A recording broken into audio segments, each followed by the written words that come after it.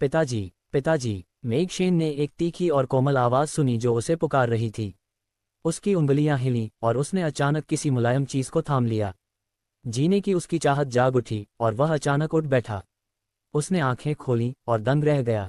ये कहाँ है? क्या मुझे बचा लिया गया है या मैं देहांतरित हो गया हूँ? मेघशेन को अब भी याद था कि वह अपनी नौक पर किंग क्रैब पकड़ रहा था।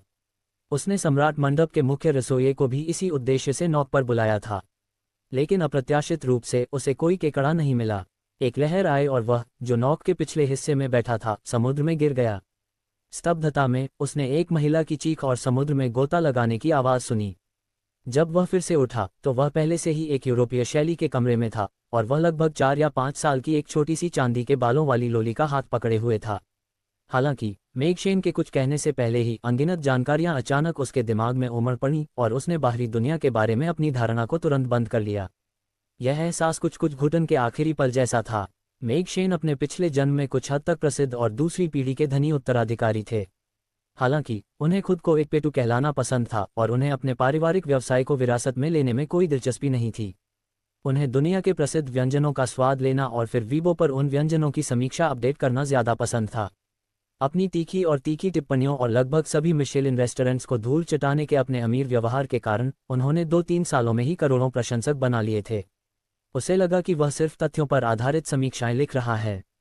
हालांकि वह अक्सर कमियों पर जोर देता था और शब्दों को थोड़ा बढ़ा चढ़ाकर पेश करता था, फिर भी उसे रोज़ हज़ारों टिप्पणियां मिलती थीं जिनमें उसे समुद्र में डूब जाने का श्राप दिया जाता था और यह कि वह जिंदगी भर रसोया ही रहेगा, वगैरह वगैरह। किसी वजह से वह अब भी थोड़ा असहज महसूस करता था। अब जब उसने इस बारे में सोचा तो क्या ये हो सकता है कि इस बार उसका समुद्र में गिरना इन लोगों के सपनों का सच होना था? ईश्वर बहुत अनादरशील है न? इससे पहले कि वह कुछ सोच पाता, उसकी चेतना उस जानकारी की ओर आकर्षित हो चुकी थी और उसने जीवन के एक और उतार चढ़ाव को देखा। उसे यकीन हो गया था कि वह एक ऐसे दलित शूरवीर के शरीर में स्थानांतरित हो गया है जो अब भारी तलवार भी नहीं उठा सकता। कुछ जानकारी और भावनाएं धीरे धीरे उसके साथ घुलने मिलने लगी और वह उसे अस्वीकार नहीं कर सका। यह एक काल्पनिक महाद्वीप था जिसमें विशाल ड्रैगन, राक्षस, ओर्क, कल्पित बौने, मनुष्य और कई अन्य जातियां थीं। 100 साल पहले नॉरलैंड महाद्वीप की सभी प्रजातियों ने एक युद्धविराम समझौते पर हस्ताक्षर किए और प्रजातियों के बीच 1000 सालों से चल रहा युद्ध आखिरकार समाप्त हो गया। सभी प्रजातियां अपने अपने क्षेत्रों में शांतिपूर्वक रह रही थीं। हालांकि हजारों सालों के युद्ध के बाद विभिन्न जातियों के बीच की नफरत को सिर्फ एक कागज के टुकड़े से नहीं सुलझाया जा सकता था। आपस में लगातार स्थानीय संघर्ष होते रहे, लेकिन आमतौर पर ये संघर्ष हर क्षेत्र की सीमाओं पर ही मौन रूप से जारी रहे और बड़े पैमाने पर नस्लीय युद्ध नहीं हुए। जिस पुरुष में मेघशेन का पुनर्जन्म हुआ था उसका नाम मेग एलेक्स था। एलेक्स परिवार सैकड़ों वर्षों से इस महाद्वीप पर गौरवशाली रहा था। उन्होंने सैकड़ों वर्षों तक मानव साम्राज्य की सीमाओं की रक्षा की थी और कभी भी ऑर्क्स को सीमा पार नहीं करने दी थी। हालांकि 300 साल पहले राक्षसों के साथ मिलीभगत करके और गठबंधन सेना ने आयरन कैसल में सेंध लगा दी थी। एलेक्स परिवार, जो कभी गौरवशाली था, नष्ट हो गया। बस कुछ छोटी शाखाएं ही बचीं। जब बात मेग एलेक्स की आई तो वह केवल एक वंशज थे। हालांकि जब से मेग एलेक्स सेना में भर्ती हुआ था तब से वह असाधारण पराक्रम का प्रदर्शन कर रहा था। उसकी शक्तिशाली युद्ध क्षमता और सैन्य कौशल ने उसे शीघ्र ही अपने वरिष्ठों की मान्यता दिला दी और उसे अनगिनत सम्मान मिले। कुछ ही वर्षों में वह सबसे कम उम्र का ग्रिफिन शूरवीर और साम्राज्य का सबसे अधिक चाहा जाने वाला युवक बन गया। उसे साम्राज्य के सर्वोच्च सेनापति और एलेक्स परिवार का उत्तराधिकारी माना जाने लगा। यदि 3 साल पहले मेग एलेक्स को उस अंधेरी रात का सामना न करना पड़ा होता तो वह महाद्वीप के शीर्ष पर खड़ा होने के लिए किस्मत में लिखा होता। लेकिन उस रात कल्पित बौने, दानव और मानव जादूगरों ने एक साथ उस पर हमला कर दिया। उन्होंने उसके तलवार चलाने वाले हाथों को अपंग कर दिया, उसकी जांघ की हड्डी तोड़ दी और 1 साल के बच्चे को उसकी ओर फेंक दिया। यह उसका बच्चा था, वही बच्चा जिसे कल्पित राजकुमारी ने उसके लिए जन्म दिया था। विभिन्न जातियों के बीच संघर्ष के कारण उसके सबसे भरोसेमंद साथी ने ही उसे धोखा दिया और वह धूल में मिल गया। एक पुराने दोस्त के इलाज से उसके टूटे हुए हाथ पैर बमुश्किल ठीक हुए, लेकिन अब वह तलवार नहीं पकड़ सकता था। उसने अपना रूप बदला और अपनी बेटी को कैस सिटी ले आया। वे फिर से यहीं बस गए और पिता पुत्री एक दूसरे पर निर्भर हो गए। उसका जीवन गरीबी में बीता और एक सर्दी ने इस गिरे हुए शूरवीर को पछतावे के साथ मरने पर मजबूर कर दिया। इसी सर्दी ने मेघशेन को पुनर्जन्म का अवसर भी दिया। एक नायक के जीवन के अंत ने मेघशेन को थोड़ा भावुक कर दिया। हालांकि उसे शूरवीर के बदले के जुनून का एहसास नहीं हुआ। उसे अपनी बेटी के जीवित रहने की ज्यादा चिंता थी। बदला लेने की चिंता मत करो, लेकिन मैं बच्चे की अच्छी देखभाल करूंगा। मेघशेन ने मन ही मन वादा किया। सारी जानकारी ज्वार की तरह पीछे हट गई और जुनून का आखिरी निशान भी गायब हो गया। वह अभी भी मेघशेन था, लेकिन उसके पास मेघ एलेक्स की सारी यादें और उसकी कुछ भावनाएं थीं। अब से मुझे मेघ कहा जाएगा, मेघशेन ने अपने दिल में कहा। जब उसने फिर से अपनी आंखें खोली तो मेघ की आंखें साफ हो गई थीं और उसका शरीर कमजोर हो गया था। पिताजी, क्या हुआ? छोटी लोली का हाथ अभी भी उनकी हथेली में था और उसका छोटा सा चेहरा चिंता से भरा हुआ था। बिस्तर के पास घुटनों के बल बैठी नन्ही लोली को देखते ही मेघ की आंखों में एक कोमल भाव उभर आया। उसके लंबे चांदी जैसे बाल कंधों पर लटके हुए थे और उसकी चमकदार नीली आंखें मंत्रमुग्ध कर देने वाली थीं। उसके नुकीले कानों का आधा हिस्सा ढका हुआ था और उसकी कोमल त्वचा उसे एल्वेन राजकुमारी से विरासत में मिली थी। उसने एक पुरानी स्लेटी लिनेन की पोशाक पहनी हुई थी, लेकिन वह अब भी उतनी ही प्यारी लग रही थी और मेघ उसे चूमने के लिए बेताब था। यह मेघ एलेक्स की बेटी थी, एमी। अब वह उसकी बेटी थी। मेघ पिछले जन्म में शादीशुदा नहीं था और उसके कोई बच्चे भी नहीं थे। उसे बच्चों के साथ कैसे घुलना मिलना है ये तो पता नहीं था, लेकिन पिछले जन्म की यादों में घुलने मिलने के बाद एमी को देखते हुए, जिसका छोटा सा चेहरा चिंता से भरा हुआ था, उसे ऐसा लगा जैसे वह अपने ही बच्चे को देख रहा हो। उसके करीब आने की चाहत उसे थोड़ा बेचैन कर रही थी, लेकिन क्योंकि उसके माता पिता व्यवसाय में व्यस्त थे, इसलिए वह पिता बनने के एहसास का बेसब्री से इंतजार कर रहा था। मैं ठीक हूँ, चिंता मत करो, एमी। एमी, मेघ को आमतौर पर एमी ही कहा जाता था। उसने बेढंगेपन से एमी के बालों को छूने के लिए हाथ बढ़ाया और उसकी आवाज़ थोड़ी भारी थी। उसके मुलायम बाल छूने में बहुत आरामदायक थे और ये देखकर उसका दिल कांप उठा। ये उसकी बेटी थी, ऐसा लग रहा था जैसे खून का रिश्ता हो। ये बहुत अजीब था। हाँ, यह अच्छी बात है कि पिताजी ठीक हैं। एमी ने अपने बाल मेघ के हाथ पर रगड़े और एक प्यारी सी बिल्ली के बच्चे की तरह आंखें मूंद लीं। उसने अपना छोटा सा मुंह बनाया और नखरे से कहा, लेकिन पापा, मुझे भूख लगी है। आप मेघ के लिए कुछ स्वादिष्ट बना सकते हैं। मेघ को लगा जैसे उसका दिल पिघल जाएगा। वह उसके लिए आसमान से तारे भी तोड़ लाना चाहता था, लेकिन जब खाना बनाने की बात आई तो उसे अचानक सिर दर्द होने लगा। उसने अपने पिछले जन्म में बहुत स्वादिष्ट खाना खाया था, लेकिन खाना बनाते समय उसने कभी रसोई के चाकू को छुआ तक नहीं था। याद करके उसे बस कुछ ही व्यंजन बनाने आते थे जो इतने कच्चे होते थे कि उसे उन्हें छूने में भी आलस आता था। वह बस यही सोच रहा था कि क्या उसे बाहर जाकर कुछ खाना चाहिए। हालांकि इस समय एक तटस्थ आवाज अचानक उसके दिमाग में गूंजी, पाक कला साधना प्रणाली के देवता सक्रिय। मेघ हैरान थी, क्या बकवास है? पाक कला खेती प्रणाली के देवता? ये बात उसके दिमाग में कैसे आए? क्या इसका संबंध इस देहांतरण से हो सकता है? तटस्थ स्वर ने आगे कहा, आपके पिछले जन्म में मेजबान ने सैकड़ों वर्षों से संचित रेस्तरां की प्रतिष्ठा को नष्ट कर दिया था और रसोइयों से बहुत अधिक नाराजगी अर्जित की थी। इसलिए स्वर्गीय स्वयंसिद्ध ने पाक कला के देवता की साधना प्रणाली शुरू की। यह मेजबान को इस दुनिया में खाना बनाना सीखने और पाक कला के देवता के रूप में विकसित होने में मार्गदर्शन करेगा। मेजबान की कम खाना पकाने की प्रतिभा को देखते हुए सिस्टम समय समय पर मेजबान को सुधार करने के लिए प्रेरित करने हेतु मिशन जारी करेगा। किसी मिशन को पूरा करने पर सिस्टम की ओर से इनाम मिलेगा। किसी मिशन में असफल होने पर सिस्टम की ओर से सजा मिलेगी। अपने मन की आवाज़ सुनकर मेघ कुछ देर के लिए स्तब्ध रह गया, फिर उसे होश आया। भाड़ में जाओ, यह क्या था? क्या वह इस दुनिया में केवल इसलिए आया क्योंकि पिछले जन्म में वह रेस्तरां के प्रति बहुत कठोर था? तो क्या उसे इस दुनिया में एक नया व्यक्ति बनने के लिए भेजा गया था और यहाँ तक कि उसके लिए खाना बनाना सीखने हेतु एक पाक कला साधना प्रणाली का देवता भी बनाया गया था? उन्होंने अपने पिछले जीवन में प्राप्त सबसे आम संदेश के बारे में सोचा। मुझे आशा है कि आप अपने अगले जीवन में एक शेफ बनेंगे। भाई, मैंने तो बस कुछ सामान्य टिप्पणियां ही की। हालांकि मेरे शब्द थोड़े कठोर थे और मैंने दर्जनों रेस्टोरेंट भी बंद करवा दिए। लेकिन क्या आपको वाकई मुझे शेफ बनने पर मजबूर करने के लिए कोई सिस्टम बनाना होगा? ये सोचकर कि उसे एक व्यवस्था की निगरानी में खाना बनाना कैसे सीखना होगा, मेघ को लगा जैसे वह टूट जाएगा। अगर वह कुछ साधारण व्यंजन ही बनाता तो ठीक था, लेकिन व्यवस्था ने कहा था कि वह पाककला का देवता बनेगा। पाककला के देवता? क्या तुम मुझसे मजाक कर रहे हो? मेघ को कोसने का मन हुआ। पिताजी, क्या आपको कहीं भी असहज महसूस हो रहा है? एमी ने चिंतित होकर मेघ का चेहरा छूने के लिए हाथ बढ़ाया और पूछा। उसे लगा कि उसके पिता आज थोड़े अलग थे, पर वह समझ नहीं पा रही थी कि क्या अलग था। उसके चेहरे पर गर्म स्पर्श महसूस करते ही मेघ को होश आया। उसने खुद को शांत करने की कोशिश की और मुस्कुरा दिया।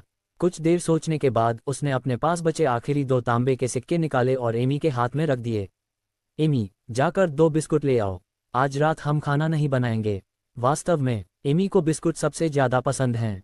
एमी के चेहरे पर अचानक एक हैरान कर देने वाली मुस्कान आ गई। दोनों तांबे के सिक्के हाथ में लिए वह बिस्तर से उठी और मेघ के चेहरे को चूमा।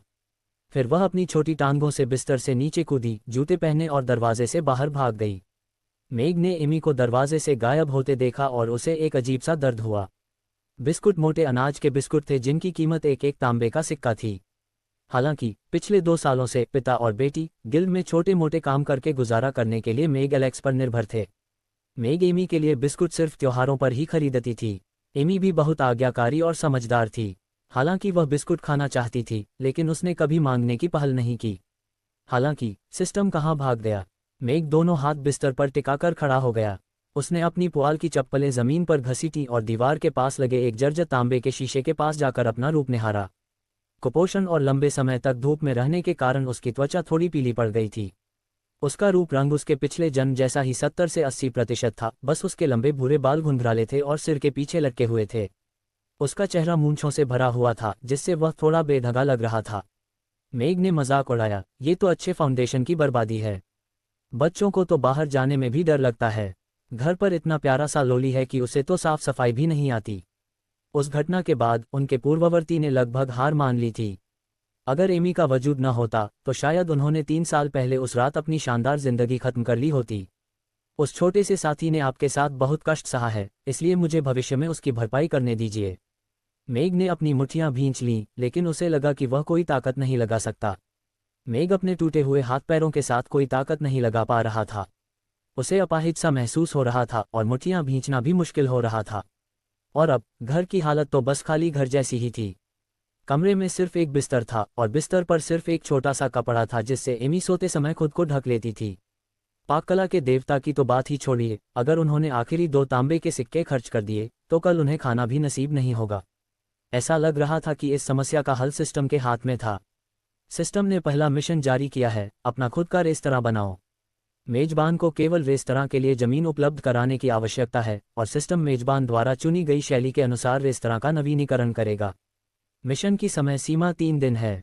पूरा होने पर इनाम मिलेगा और असफल होने पर सजा भी।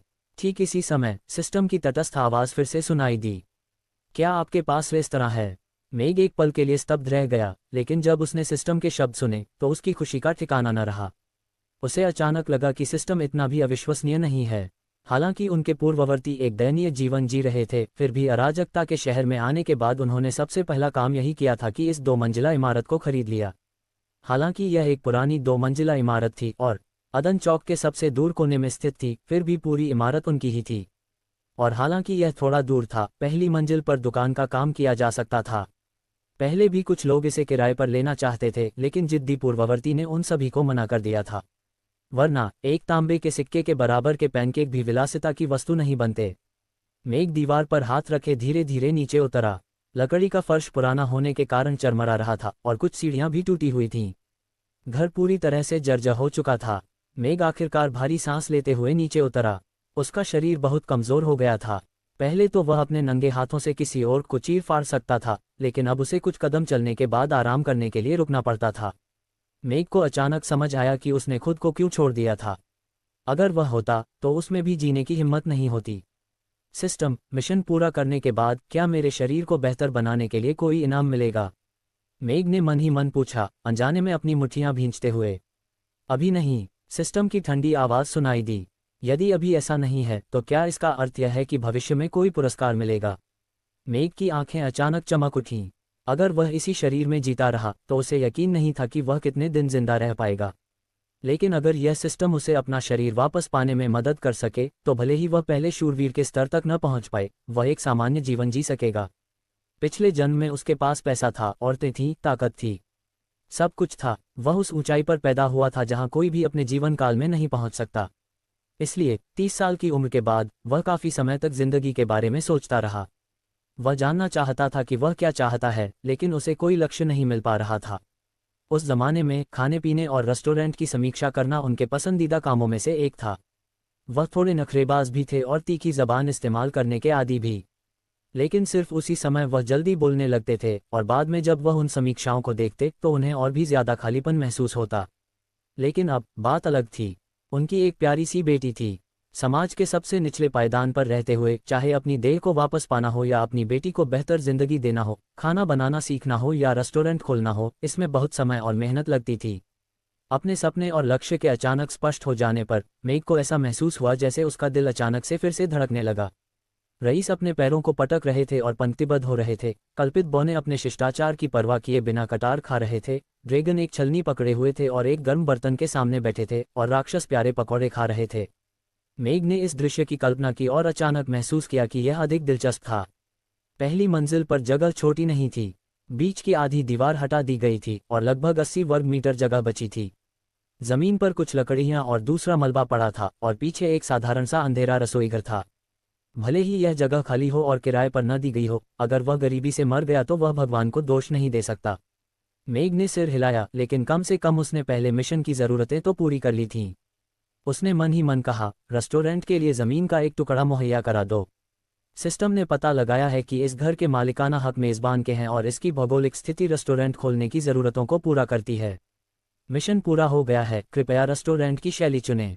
सिस्टम की आवाज़ सुनाई दी और साथ ही मेघ के दिमाग में अचानक 3D तस्वीरों की एक कतार उभर आई। चीनी शास्त्रीय शैली, ग्रामीण शैली, पश्चिमी शैली, रेस्टोरेंट शैली। खैर, जब तक बाजार में कोई शैली उपलब्ध थी, मेघ उसे तस्वीरों में ढूंढ सकता था और वह थोड़ा चकाचौंध हो गया। चूंकि उन रसोइयों की नाराज़गी ही मुझे यहाँ लाई थी, इसलिए मुझे उनके व्यंजन ज़रूर सीखने चाहिए। उनमें से चीनी रेस्टोरेंट ज़रूर मुख्य होंगे, लेकिन मैं कई पश्चिमी रेस्टोरेंट में जा चुकी हूँ और इंटरनेट पर तरह तरह के मशहूर रेस्टोरेंट भी हैं। बस मुझे नहीं पता कि भविष्य में उनमें से कितने रेस्टोरेंट खुलेंगे। मेघ को चुनने की कोई जल्दी नहीं थी। कुछ गंभीर विश्लेषण के बाद मेघ को लगा कि वह एक खास शैली पर टिक नहीं सकता, वरना अगर वह किसी पुराने चीनी रेस्टोरेंट में चाकू कांटों से स्टेक की प्लेट परोसता तो पहले तो उसे ज़रूर डांट पड़ती। ये सादा और आरामदायक था और अगर इसमें ज़्यादा ग्राहक आ सके तो और भी अच्छा होगा। वह पहले से ही ग्राहकों से भरे रेस्टोरेंट के दृश्य का बेसब्री से इंतजार कर रहा था। इतना ही, मेघ की आंखें चमक उठी जब उसने एक रेस्टोरेंट देखा जिसमें कुछ हद तक क्लासिकल यूरोपीय शैली की झलक थी। रेस्टोरेंट का समग्र रंग भूरा था, कुछ बेहतरीन डिज़ाइनों से सजाया गया था और यूरोपीय शैली की लाइटें लगी थीं। मेज़ 4 लोगों के लिए एक साधारण भूरे रंग की लकड़ी की आयताकार मेज़ थी और बिना आर्मरेस्ट वाली लकड़ी की कुर्सियां भी थीं। काउंटर के सामने एक लंबी मेज़ भी थी जिस पर आसानी से 16 मेज़ें रखी जा सकती थीं। पहली नज़र में ही उसे अंदाज़ा हो गया था कि इसमें कई लोग बैठ सकते हैं। लंबे काउंटर के पीछे एक आधी खुली रसोई थी। पारदर्शी शीशे से लोग बाहर का नज़ारा देख सकते थे, लेकिन शीशे की ऊंचाई इतनी ज़्यादा थी कि चूल्हे का नज़ारा दिखाई नहीं देता था। कुल मिलाकर शैली सरल और सुरुचिपूर्ण थी, किसी भी तरह के व्यंजन के लिए पर्याप्त। अगर कोई वहां बैठकर सीखे खाता और शेकी बघारता भी, तो भी कोई बेरुखी नहीं होती। सिस्टम की आवाज़ गूंजी, सिस्टम केवल रेस्तरां के लिए नवीनीकरण प्रदान करता है, रेस्तरां के बाहर के क्षेत्रों को छोड़कर। मेघ ने आदतन अपने दाहिने हाथ से अपनी ठुड्डी रगड़ी जब उसने जर्जर सीढ़ियों और भुप पर अंधेरी दूसरी मंजिल को देखा। उसे पुआल से ढके बिस्तर का ख्याल आया और उसने फैसला किया कि वह रात भर वहां नहीं रुक सकता। वह अपनी प्यारी बेटी को और तकलीफ नहीं दे सकता था। उसे आज रात अपनी जिंदगी बेहतर करनी थी। इसके अलावा उसे व्यवस्था से कोई खास दुश्मनी महसूस नहीं हुई। तथाकथित सज़ा का मकसद उसे खाना बनाना सिखाने के लिए उसकी निगरानी करना था ताकि वह जल्द से जल्द पाक कला के देवता का मिशन पूरा कर सके। उस स्थिति में मैग की नज़रें इधर उधर घूम गईं और उसने बेपरवाह आवाज़ में कहा, सिस्टम, मुझे नहीं लगता कि तुम सही हो। मैं ये पूरी इमारत रेस्तरां के लिए उपलब्ध करा रहा हूँ, इसलिए जाहिर है तुम्हें पूरी इमारत का नवीनीकरण करना होगा। मैं एक अलग शैली वाले रेस्तरां के उद्घाटन को स्वीकार नहीं कर सकता। और अगर दूसरी मंजिल मजबूत नहीं है, तो अगर कोई ईंट गिरकर ग्राहक की जान ले ले तो बहुत बड़ी मुसीबत हो जाएगी। अगर ऐसा नहीं हुआ तो और भी ज़्यादा मुसीबत हो जाएगी। हो सकता है कि मैं किसी ऐसे आदमी के हाथों मारा जाऊं जिसे ड्रिल से भी नहीं मारा जा सकता। फिर खाना बनाना सीखने और पाककला का देवता बनने का क्या मतलब है? जैसा तुम्हें उचित लगे वैसा करो। सिस्टम खामोश हो गया, मानो कुछ सोच रहा हो। थोड़ी देर बाद सिस्टम की आवाज़ फिर गूंजी। इमारत के उच्च जोखिम स्तर को देखते हुए सिस्टम ने विश्लेषण किया है और इमारत के पुनर्निर्माण और नवीनीकरण का निर्णय लिया है। मेज़बान, कृपया नवीनीकरण की शैली तय करें। मेघ मन ही मन खुश थी। बेशक, सिस्टम जैसी चीज़ों पर अभी भी बातचीत हो सकती है।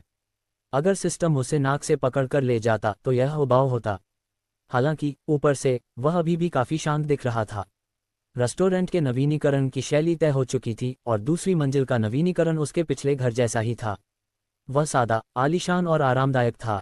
दूसरी मंजिल पर 3 कमरे, एक शौचालय और एक बाथरूम था।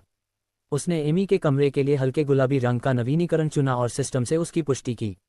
सिस्टम की आवाज़ गूंजी, नवीनीकरण में 30 सेकंड लगेंगे। मेज़बान, कृपया कमरे से बाहर निकलें। 1 मिनट की उल्टी गिनती शुरू हो जाएगी। 30 सेकंड पर्याप्त था। मेग एक पल के लिए स्तब्ध रह गया, लेकिन जब उसने 60 सेकंड की उल्टी गिनती सुनी तो वह जल्दी जल्दी और धीरे धीरे दरवाजे की ओर बढ़ा। बड़ी मुश्किल से उसने दहलीज पार की और दरवाज़ा बंद करने के लिए मुड़ा। बाहर का आसमान पहले से ही अंधेरा था। पिताजी, क्या आप एमी को लेने आए हैं? एमी की कोमल और प्यारी आवाज़ उनके पीछे से आई। मेग ने पलट कर देखा तो एमी दोनों हाथों में 2 भूरे पीले पैनकेक पकड़े हुए थी। वह उसकी ओर देख रही थी, उसकी लंबी पलकें फड़फड़ा रही थीं। उसका छोटा सा चेहरा खुशी और उत्साह से भरा हुआ था। पहले उसके पिता उसे लेने कभी बाहर नहीं आते थे, लेकिन आज ऐसा लग रहा था जैसे वे उसे लेने के लिए दरवाजे से नीचे आए हों। हाँ, मैं एमी को लेने आया हूँ और मैं उसके लिए एक जादू का करतब दिखाने जा रहा हूँ। मेग मुस्कुराते हुए नीचे बैठ गया और एमी को अपनी बाहों में खींच लिया और उसे धीरे से गले लगा लिया। जादू। एमी ने उलझन में मेग की तरफ देखा, लेकिन जल्द ही उसकी आंखें चमक उठीं। क्या ये जादू है? क्या पिताजी बहुत स्वादिष्ट भोजन बना सकते हैं? ये सही है। पापा मेग के लिए एक सुंदर घर और एक सुंदर रेस्टोरेंट बनाना चाहते हैं। आगे से मैं तुम्हारे लिए रोज ढेर सारा स्वादिष्ट खाना बनाऊंगी। मेग ने धीरे से कहा। वह वाकई खाने की थोड़ी शौकीन थी। सचमुच। एमी ने अपना मुंह थोड़ा सा खोला, मानो उसे विश्वास ही न हो रहा हो। अपनी आंखें बंद करो और 30 से उल्टी गिनती शुरू करो। मेग ने मुस्कुराते हुए सिर हिलाया। 30, 29। एमी ने आज्ञाकारी ढंग से अपनी आंखें बंद कर लीं और गिनती करने लगी। मेग ने एमी को कोमलता से देखा और उसकी धीमी आवाज में उल्टी गिनती सुनी। जमीन हल्की सी हिली और कभी कभी उसके पीछे से जमीन पर चीजों के गिरने की आवाज आती रही, लेकिन उसने मुड़कर नहीं देखा। 30 की उल्टी गिनती पलक झपकते ही बीत गई। एमी ने अपनी आंखें खोलीं, उसका छोटा सा चेहरा उत्सुकता से भरा हुआ था। अगला, चलो हमारे नए घर पर एक नज़र डालें। मेग ने एमी के हाथों से दोनों पैनकेक लिए और उसका छोटा सा हाथ थामे खड़ा हो गया। वह भी उत्सुकता से घर की ओर देखने के लिए मुड़ा। दरवाजे से गर्म प्रकाश की एक किरण निकली और दरवाजे पर खड़ी 2 आकृतियों पर पड़ी, एक बड़ी और एक छोटी। वाह टिल्डर टिल्डर, एमी का मुंह खुला का खुला रह गया। वह उस घर को देखती रही जिसका रूप अचानक बदल गया था। रोशनी में वह एक आलीशान महल जैसा लग रहा था। फिर उसने मुड़कर मेग की तरफ देखा और खुशी से बोली, पापा, क्या ये सच में आपने बनाया है? ये क्रिस्टल महल की तरह सुंदर है। यहाँ तक कि चमकते हुए पत्थर भी हैं। पिता, बहुत अद्भुत है। उद्धरण चिन्ह। अब से यही हमारा घर होगा और यह एक रेस्टोरेंट भी होगा। मेग ने मुस्कुराते हुए सिर हिलाया। वाकई, अपनी नन्ही सी बच्ची की तारीफ पाना किसी भी चीज से बेहतर था। यह अब भी 2 मंजिला घर था, लेकिन इस बार यह जर्ज लकड़ी के 2 मंजिला घर से बदलकर यूरोपीय शैली के 2 मंजिला विला बन गया था। चौक के सामने वाली तरफ जमीन से छत तक एक खिड़की थी और बाहर से यूरोपीय शैली के क्रिस्टल झूमर के नीचे रेस्टोरेंट दिखाई देता था। यह आरामदायक और स्टाइलिश था, हालांकि पहले हुए झटकों की वजह से थोड़ी हलचल हुई लग रही थी। मेग ने एमी का हाथ पकड़ा और दरवाज़ा अंदर धकेलते हुए कहा, पहले घर चलते हैं। पापा तुम्हें बाद में इन सब बातों के बारे में बताएंगे। पापा सबसे अच्छे हैं। एमी ने अपना सिर मेग के हाथ पर रगड़ा और खुशी से दरवाजे से बाहर निकल गई। मेग ने दरवाजे के बाहर की बत्तियां बुझा दीं। जैसे ही वे दोनों अंदर दाखिल हुईं, एक दाढ़ी वाला बौना लड़खड़ाता हुआ बगल वाले घर से बाहर निकला। उसने नशे में इधर उधर देखा और बुदबुदाया, कौन सा बेवकूफ़ ट्रोल यहाँ फिर नाचने आया है? लानत है तुम लोगों पर, क्या तुम मुझे सोने नहीं देते? ये कहकर वह वापस चला गया और जोर से दरवाज़ा बंद कर दिया। पिताजी, क्या ये सचमुच हमारा घर है? एमी दरवाजे पर खड़ी होकर उस शानदार रेस्टोरेंट को देखने लगी। उसने मेग की तरफ देखा, उसे अब भी यकीन नहीं हो रहा था। उसने इतना सुंदर घर पहले कभी नहीं देखा था। फर्श समतल और चिकना था और झूमर क्रिस्टल की तरह सुंदर था। बिल्कुल नई मेज़ें और कुर्सियां करीने से सजी हुई थीं और मेज़ पर एक सुंदर कटलरी बॉक्स भी रखा था। अंदर एक लंबा काउंटर था जो उससे भी ऊंचा था। काउंटर के पीछे एक कमरा भी था, लेकिन वह अंदर क्या है यह नहीं देख पा रही थी। बिल्कुल, मेग मुस्कुराई और सिर हिलाया। उसने हाथ हिलाते हुए कहा, यह हमारा नया घर है। हम पहली मंजिल पर एक रेस्टोरेंट खोल सकते हैं और दूसरी मंजिल पर हम रहेंगे। महान। मेग की बात पूरी होने से पहले ही एमी दौड़कर बाहर आ गई और बाहें फैलाए रेस्टोरेंट में इधर उधर दौड़ने लगी। फिर वह सबसे अंदर वाली मेज़ पर बैठ गई और मेग की तरफ हाथ हिलाया। पापा, चलो यहीं बैठकर पैनकेक खाते हैं। मुझे भूख लगी है। ठीक है, मेग मुस्कुराए। बेशक, खाना सबसे ज़रूरी चीज़ थी। रेस्तरां के मालिक बनने का मिशन पूरा हो गया है। चूंकि मेज़बान ने रेस्तरां के बाहर के क्षेत्र का नवीनीकरण करने का अनुरोध किया था, इसलिए मिशन का इनाम रद्द कर दिया जाएगा। सिस्टम ने एक नया मिशन जारी किया है, पहला व्यंजन सीखें, यंगजहॉ फ्राइड राइस। मिशन का समय 3 दिन है। होस्ट तैयार होने के बाद आप कुकरी के देवता के परीक्षण के लिए परीक्षण क्षेत्र में प्रवेश कर सकते हैं। इस मिशन का इनाम शारीरिक फिटनेस जोड़ 0.5 है और असफल होने पर जुर्माना शारीरिक फिटनेस -0.5 है। सिस्टम की आवाज़ फिर से सुनाई दी। मेग अचानक रुक गई। उसके दिमाग में अचानक एक दरवाज़ा दिखाई दिया। दरवाजे पर 4 सुनहरे शब्द लिखे थे, यंगज़हॉ फ्राइड राइस। ये पाककला के देवता के लिए तथाकथित परीक्षा का मैदान होना चाहिए। बेशक मेग को सिस्टम द्वारा बताए गए सफलता के इनाम की ज्यादा परवाह थी। अब उसके लिए सबसे ज़रूरी काम अपने शरीर को बेहतर बनाना था। अपनी इस हालत में वह रसोई का चाकू भी ठीक से नहीं पकड़ पाता था, खाना बनाना तो दूर की बात थी। उसने उम्मीद नहीं की थी कि सिस्टम उसे इतनी जल्दी शरीर को मजबूत बनाने का मिशन इनाम देगा। उसे अचानक थोड़ा उत्साह महसूस हुआ। हालांकि उसे नहीं पता था कि शारीरिक फिटनेस जोड़ 0.5 कितनी दूर तक जाएगी, लेकिन सिस्टम को उसे धोखा नहीं देना चाहिए था। क्या ये सिर्फ यंगज़हॉ फ्राइड राइस नहीं था? एक कटोरी फ्राइड राइस बनाना कितना मुश्किल हो सकता है? जब वह यंगज़हॉ में था तो उसने कुछ असली यंगज़हॉ फ्राइड राइस ज़रूर खाए थे, लेकिन ऐसा लग रहा था कि उन सभी की उसने बुरी तरह आलोचना की थी। लेकिन सच कहूँ तो फ्राइड राइस का स्वाद बहुत अच्छा था। बस अगर उसे उसमें कोई कमी नज़र न आए तो उसे अच्छा नहीं लगता था। कहा जाता है कि वहाँ एक पुराना प्रतिष्ठित रेस्टोरेंट था जो उसकी आलोचना के बाद कुछ समय के लिए बंद हो गया था। लेकिन इस तरह की बातें अक्सर होती रहती थीं, इसलिए उसने इस पर ज़्यादा ध्यान नहीं दिया। पिताजी, एमी ने मेग की ओर देखा जो थोड़ी उलझन में स्तब्ध खड़ी थी। आ रहा। मेग ने जल्दी से अपने दिल का दरवाज़ा खोलने की इच्छा को दबा दिया और एमी के सामने बैठ गया। उसने अपने हाथ में रखे पैनकेक में से एक एमी को दिया और मुस्कुराते हुए कहा, आओ पहले हमारी एमी का पसंदीदा पैनकेक चख लो। मेग ने पैनकेक को ध्यान से देखा। ये लगभग एक वयस्क की हथेली के आकार का और 1 सेंटीमीटर मोटा था। यह मक्के, हरी फलियों, आलू और मोटे अनाजों से बना होना चाहिए था, जिन्हें आटे में लपेटकर कोयले की भट्टी में पकाया गया हो। उसके हाथ में यह एक खुरदरी टाइल जैसा लग रहा था। ठीक है। एमी ने पैनकेक को दोनों हाथों से अपने सामने पकड़ा और अपना छोटा सा चेरी वाला मुंह खोलकर उसे एक टुकड़ा खाया, जिससे कुरकुराहट की आवाज़ आई। फिर वह किसी छोटे हैमस्टर की तरह खुशी से चबाने लगी। उसने बहुत प्यार से खाया और बहुत प्यारी लग रही थी। क्या ये सचमुच इतना अच्छा है? मेग थोड़ा संशय में था, लेकिन एमी को खाते देख उसे सचमुच भूख लगाई। वह खुद को रोक नहीं पाया और पैनकेक का एक निवाला खाकर कुछ बार चबाया। फिर वह दंग रह गया। मेग ने नल खोला और पानी के कुछ बूंद गटक लिए। वह सिंक के किनारे पर झुक गया और सांस छोड़ी। तभी उसे फिर से जान का एहसास हुआ। बिना पानी पिए उसका मुंह बहुत सूख गया था और जब बिस्किट उसके गले में गया तो वह लगभग दम घुटने से मर गया। अब भी उसका गला थोड़ा दर्द कर रहा था। अगर यह उसके पिछले जन्म में होता तो वह रेस्टोरेंट बंद करने के लिए 1000 शब्दों का धिक्कार पत्र लिखता। क्या इंसानों के लिए भी ऐसा करना सही है? पिताजी, क्या आप ठीक हैं? एमी दौड़कर आए और उनके कपड़े खींचते हुए चिंतित स्वर में पूछा। हाँ, पिताजी ठीक हैं। बस मेरा गला थोड़ा घुट गया था। मेग ने जल्दी से अपना सिर नीचे करके एमी को देखा। उसने हाथ बढ़ाकर उसके बालों को छुआ और उसके चेहरे पर फिर से मुस्कान आ गई। याद किए जाने और भरोसा किए जाने की इस भावना ने उसके दिल को गर्म कर दिया और बिस्किट के प्रति उसकी दुर्भावना बहुत कम हो गई। अब वह एक साधारण पिता था और वह अपने पिछले जन्म में हुई घटनाओं को दोबारा नहीं दोहराना चाहता था। वह दूसरी बार जन्म नहीं लेना चाहता था। पापा, आपको धीरे धीरे खाना होगा।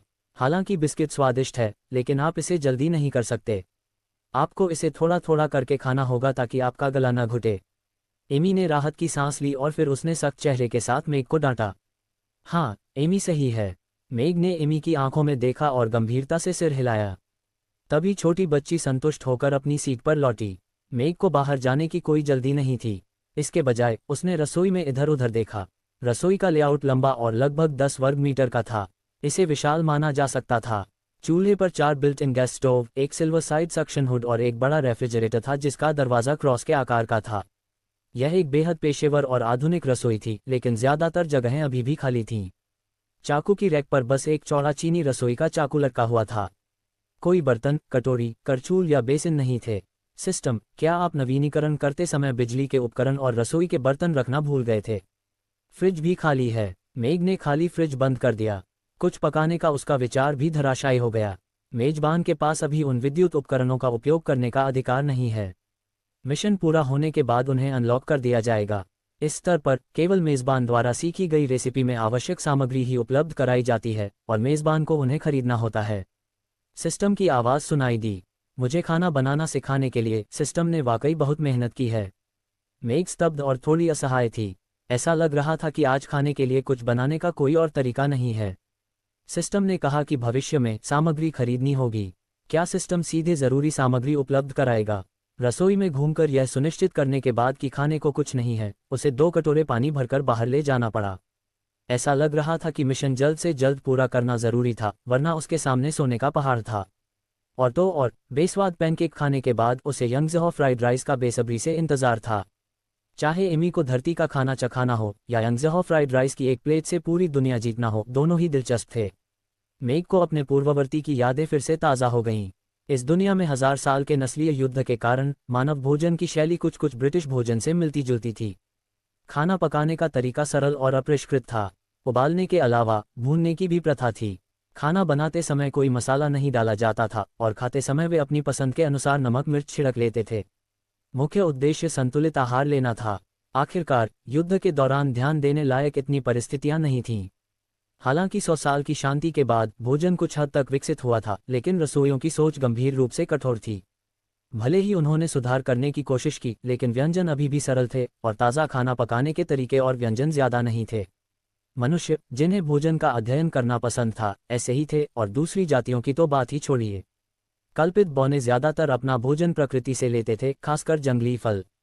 बौने ज़्यादा सहजता से खाते थे, जब तक खाना पका रहे तब तक खाते रहते थे।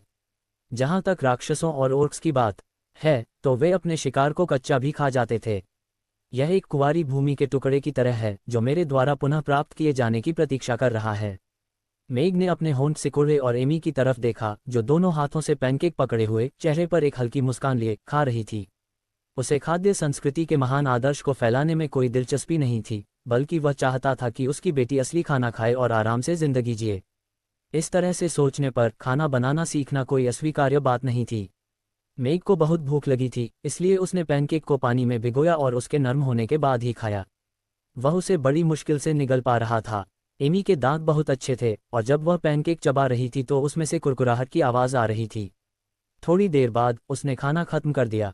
उसने दोनों हाथों से कटोरा उठाया, पानी का एक बड़ा घूंट पिया और संतुष्ट होकर डकार ली।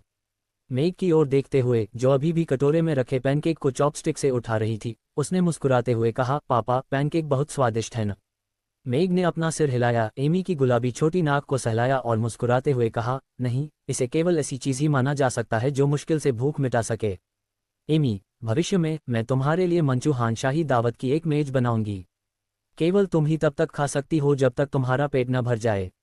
मंचूहान शाही भोज, क्या ये सचमुच पैनकेक से बेहतर है? एमी की आंखें चमक उठीं, लेकिन मेग को देखते हुए उसके छोटे से चेहरे पर थोड़ी झिझक थी। पापा ने पहले जो खाना बनाया था उसका स्वाद कितना अजीब था। क्या वो सच में पैनकेक से 100 गुना बेहतर कोई व्यंजन बना सकते थे? बेशक ये सच है, और मंचूहान शाही भोज सिर्फ एक व्यंजन नहीं है, बल्कि दुनिया भर के 108 व्यंजनों से बना एक बड़ा भोज है। इसे लगातार 3 दिनों तक खाया जा सकता है। मेग ने गंभीरता से सिर हिलाया। बेशक, वह छोटी बच्ची के मन की बात समझ सकता था। उसके मन में पैनकेक सबसे स्वादिष्ट चीज़ थी। उनके पूर्ववर्ती का खाना पकाने का कौशल वास्तव में उतना अच्छा नहीं था और उनके वर्तमान खाना पकाने के कौशल के बराबर था। संभवतः उन्होंने उस छोटी बच्ची पर एक मनोवैज्ञानिक छाया छोड़ दी थी। दुनिया भर के 108 व्यंजन। एमी ने अपनी उंगलियां थपथपाईं और उसका छोटा सा दिमाग उस नज़ारे की कल्पना करने की कोशिश कर रहा था जिसमें खाने से भरी मेज थी, जो पैनकेक से भी बेहतर थी और जिसे लगातार 3 दिन तक खाया जा सकता था। उसकी आंखें और भी चमक उठीं और उसके चेहरे पर एक खुशी भरी मुस्कान आ गई। वह कुर्सी से उछल पड़ी, मेग की तरफ देखा और खुशी से चिल्लाई, वाह! एमी मंचूहान शाही दावत खाना चाहती है। पापा, एमी के लिए मंचूहान शाही दावत बनाए। एमी अब खाना चाहती है। उफ! एमी की उम्मीद भरी आंखों को देखकर मेग को अचानक थोड़ी शर्मिंदगी महसूस हुई। उसे तो अब यंगज़हॉ फ्राइड राइस की एक प्लेट भी बनाना नहीं आता था। हालांकि उसके पास मास्टर शेफ कल्टीवेशन सिस्टम था, इसलिए मंचूहान शाही दावत उसके लिए आसान थी। लेकिन उस छोटी बच्ची के अभी खाने की चाहत के भाव देखकर लग रहा था कि उसने कुछ ज़्यादा ही शेखी बघार दी थी। बेशक पिताजी एमी के लिए खाना बनाना चाहते हैं, लेकिन हमारा रेस्तरां अभी तक नहीं खुला है और रसोई में सामग्री नहीं है, इसलिए हम इतने स्वादिष्ट व्यंजन नहीं बना सकते, मेग ने माफ़ी मांगते हुए कहा जब उन्होंने एमी के सिर को छूने के लिए हाथ बढ़ाया। क्या ऐसा है? एमी थोड़ी निराश हुई, लेकिन उसने जल्दी से अपना सिर उठाया, अपने छोटे हाथ से मेग का बड़ा हाथ पकड़ा, उसके हाथ के पिछले हिस्से को धीरे से थपथपाया और उसे दिलासा देते हुए कहा, कोई बात नहीं पापा। एमी सोचती है कि खाना बहुत स्वादिष्ट हुआ करता था। जब एमी बड़ी हो जाएगी तो मैं पैसे कमा पाऊंगी और फिर मैं पापा के लिए ढेर सारा स्वादिष्ट खाना खरीदूंगी और पापा को मंचूहान शाही दावत बनाने दूंगी। एमी के नन्हे से चेहरे पर गंभीर भाव देखकर मेग को अचानक अपनी नाक में कुछ खटास महसूस हुई। उसने सूंघा, मुस्कुराते हुए सिर हिलाया और कहा, पिताजी अब पहले जैसे नहीं रहे। बेशक, परिवार के भरण पोषण के लिए पैसे कमाने का काम मुझ पर छोड़ दिया जाएगा। मैं मंचूहान शाही भोज कराने का अपना वादा जरूर निभाऊंगा। ये हमारे बीच का समझौता है और मेरा भी वादा। इतना कहकर उसने एमी को अंगूठा दिखाया। मेग ने एमी का हाथ पकड़ा और मुस्कुराते हुए कहा, चलो चलें। एमी अभी जम्हाई ले रही थी। चलो ऊपर चलकर सो जाते हैं। एमी को अभी नींद नहीं आ रही है। मैं पापा का सामान पैक करने में मदद कर सकती हूँ। जम्हाई लेते हुए एमी ने सिर हिलाया और कहा, मैं बाद में सामान समेट लूंगी। तुम यहाँ सो नहीं सकती।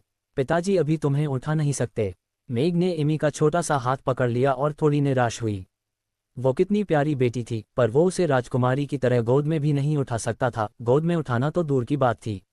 नहीं, उसे जल्द से जल्द ठीक होना था। मैग ने मन बना लिया। सीढ़ियां रसोई के दूसरे छोर पर थीं। वहां एक छोटा सा दरवाज़ा था जो डाइनिंग रूम को लिविंग एरिया से अलग करता था, जो मेग को बहुत पसंद आया। जब वह बेहोश था तब छोटी बच्ची सीढ़ियों से ऊपर नीचे दौड़ रही थी। वह किसी को उसे देखने के लिए बुलाने भी गई थी। खाने के बाद उसने कहा कि उसे नींद नहीं आ रही थी, लेकिन सीढ़ियां चढ़ने के बाद उसकी आंखें बंद होने वाली थीं। मेग उसे मास्टर बेडरूम में ले गई। बड़े पलंग के बगल में रेलिंग वाला एक गुलाबी बच्चों का पलंग था। छोटे पलंग पर एक छोटी सी रजाई और एक छोटा सा तकिया रखा था।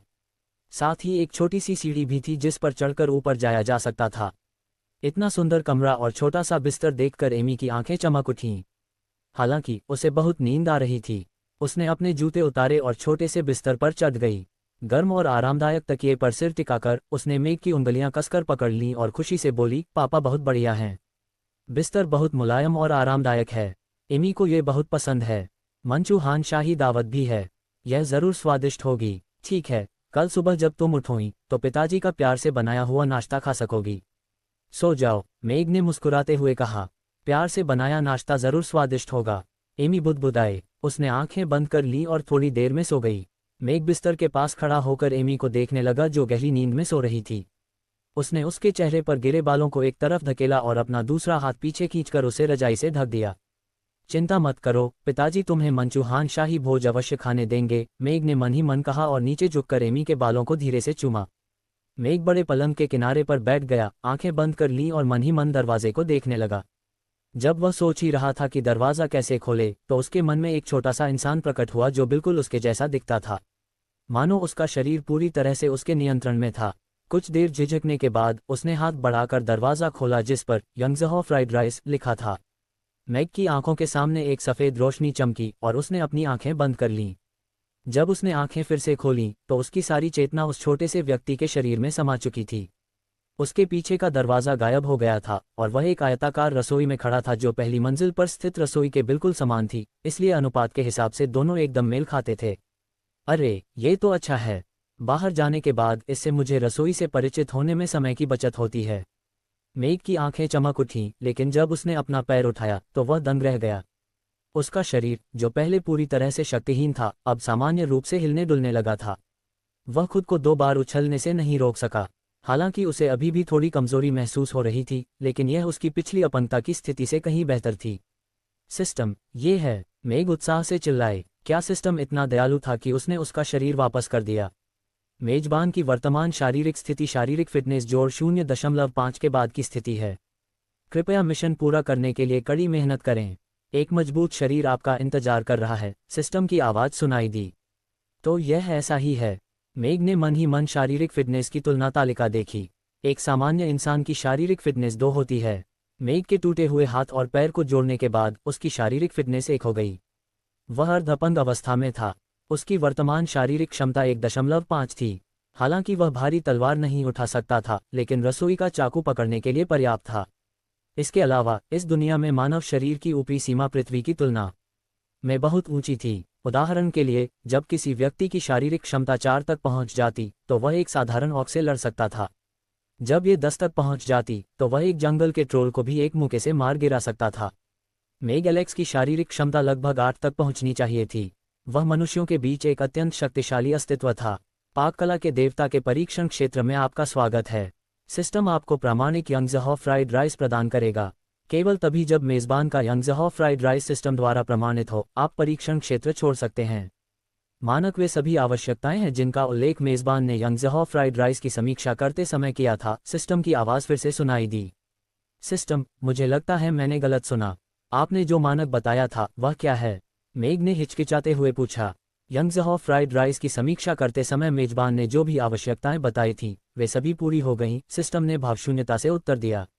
मुझे लगता है कि अधिकारियों द्वारा घोषित यंगज़हॉ फ्राइड राइस का स्तर काफ़ी अच्छा है। हम उसका पालन क्यों नहीं करते? मेग ने बातचीत करने की कोशिश की। मानक को बदला नहीं जा सकता। कृपया मिशन को यथाशीघ्र पूरा करें, सिस्टम ने साफ मना कर दिया। तो फिर भविष्य में अन्य व्यंजनों का स्तर क्या होगा? मेग थोड़ा घबरा गई। मानक मेजबान की पिछली समीक्षा पर आधारित होगा। VQNMLGB। मेग का दिल टूट रहा था। उसने सोचा था कि सिस्टम में कोई बुरी नीयत नहीं है और इसे एक सहायक सिस्टम के तौर पर इस्तेमाल किया जा सकता है। अब उसे लग रहा था कि वह अभी भी बहुत नासमझ था। मूल आवश्यकताओं को मानक के रूप में इस्तेमाल करना पूरी तरह से बुरे इरादों से भरा था। उसकी छोटी छोटी और जहरीली आवश्यकताओं के बारे में सोचते हुए एक भी उसकी भावनाओं को व्यक्त करने के लिए पर्याप्त नहीं था, क्योंकि अब अनुरोध तो उसने ही किया था। अरे यार, वो अपनी ही कब्र खोद रहा था। यंगज़हॉ के फ्राइड राइस के उस्ताद भी शायद उस तरह का यंगज़हॉ फ्राइड राइस नहीं बना सकते। निश्चित रूप से मैं बहुत आशावादी नहीं हो सकता। यह एक ऐसी प्रणाली है जिसे स्वर्गीय दाव ने उन रसोइयों को खुश करने के लिए बनाया था। लेकिन अब जब मैं यहाँ हूँ तो मिशन पूरा किए बिना नहीं जा सकती। मेग ने उसके दिमाग में चमकते अनुभव बैग को देखा और खुद को शांत करने के लिए एक गहरी सांस ली। चूंकि उसके पास कोई चारा नहीं था, इसलिए उसने सीधे सामना कर लिया। उसने एमी के लिए प्यार भरा नाश्ता बनाने का वादा किया था। ये सोचकर कि यंगज़हॉ फ्राइड राइस खाकर एमी कितनी खुश होगी, मेग भी उम्मीद से भर गया। उसकी आंखें भी सख्त हो गईं। मेग ने अपने मन में चमकते अनुभवों के थैले को मन से छूने की कोशिश की। यंगज़हॉ फ्राइड राइस बनाने के अनुभवों की एक धारा उसके मन में उमड़ पड़ी। सामग्री के चुनाव से लेकर सामग्री के प्रसंस्करण और फ्राइड राइस बनाने की प्रक्रिया तक सब कुछ उसके मन में पूरी तरह समा गया था, मानो उसे पहले से ही पता हो कि यह कैसे करना है। इतना सरल। मेग पूरी तरह से दंग रह गया। उसने सोचा था कि यह सिस्टम उसे मुश्किल में डाल देगा, लेकिन उसे उम्मीद नहीं थी कि यह उसे इतना बड़ा सरप्राइज देगा। मानो उसे यंगज़हॉ के फ्राइड राइस मास्टर की विरासत मिली हो। उसे लगा कि अगर वह अपने मन में सोची हुई विधि का पालन करता रहेगा तो वह उच्च गुणवत्ता वाला यंगज़हॉ फ्राइड राइस बना पाएगा जो देखने, महकने और स्वाद में भी अच्छा होगा। इसने उसे एक नौसिखिए शेफ से एक अनुभवी शेफ बना दिया, जो कि सरासर धोखा था। अपने मन में चल रही बातों को सुलझाते हुए मेग आत्मविश्वास से फ्रिज के पास गया और उसे खोला। उसमें चावल, पेड़ के मशरूम, हैम, सर्दियों के बांस के अंकुर, झींगे, हरी मटर, अंडे, बाजरा और हरा प्याज जैसी हर तरह की सामग्री मौजूद थी। उसे जो कुछ भी चाहिए था वह सब मौजूद था। पहले पकाएं, फिर सामग्री को संसाधित करें और फिर चावल पकाएं। मेग के दिमाग में कदम बिल्कुल साफ थे। फ्रिज में रखी सामग्री को देखते ही उसकी आंखें अचानक चमक उठीं। उसने हाथ बढ़ाकर मुट्ठी भर चावल उठाए। वह मुलायम और नाजुक था, नीले सफ़ेद रंग का और दाने भरे हुए। रोशनी में वह बिल्कुल साफ दिख रहा था। वह आमतौर पर खाए जाने वाले थाई चावल से कहीं बेहतर था और उसके चेहरे पर एक मीठी खुशबू आ रही थी।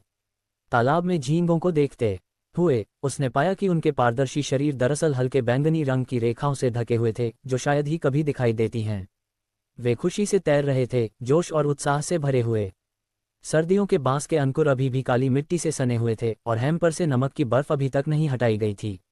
भूरे मशरूम किसी पेड़ के मशरूम होने चाहिए और अंडे सामान्य अंडों से बड़े, पीले रंग के थे। कोमल हरे प्याज पर अभी भी थोड़ी ओस थी। एक खाने पीने के शौकीन होने के नाते, जिसने लगभग सभी मिशेलिन स्टार वाले रेस्टोरेंट में खाना खाया था, मैग को पता था कि ये सामग्रियां वाकई बेहतरीन हैं, लेकिन उसे यकीन नहीं था कि ये कितनी अच्छी हैं।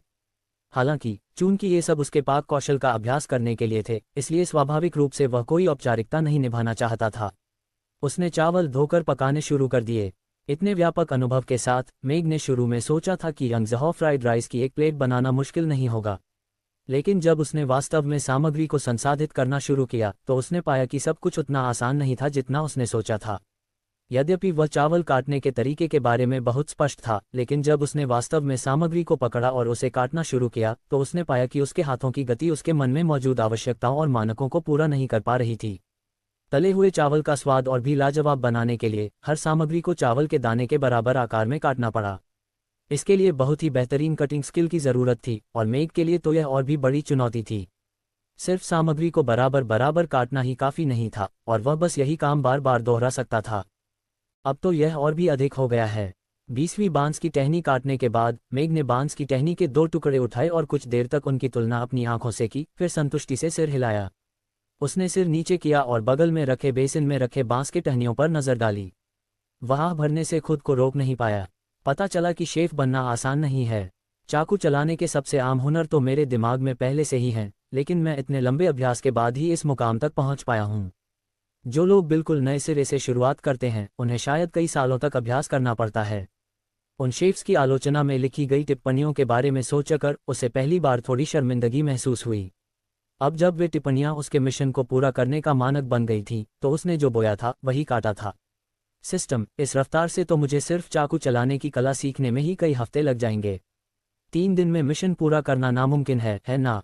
मेघ रुकी और मन ही मन पूछा। पाक कला के देवता के परीक्षण क्षेत्र में समय का अनुपात 365:1 है। परीक्षण क्षेत्र में 1 वर्ष बाहरी दुनिया में केवल 1 दिन के बराबर होता है। इसके अलावा मेजबान को पाक कला के देवता के परीक्षण क्षेत्र में सोने या आराम करने की आवश्यकता नहीं होती है, इसलिए शरीर थका हुआ महसूस नहीं करेगा और सामग्री की आपूर्ति असीमित है। मुझे आशा है कि मेजबान जल्द से जल्द मिशन को पूरा करने और पाक कला के देवता के परीक्षण क्षेत्र से बाहर निकलने के लिए दृढ़ हृदय रख सकेगा। ऐसी कोई चीज़ है? मेघ थोड़ी हैरान हुई। समय का अनुपात भी समायोजित किया जा सकता था। पाक कला के देवता के लिए ये परीक्षण क्षेत्र वाकई कुछ खास था।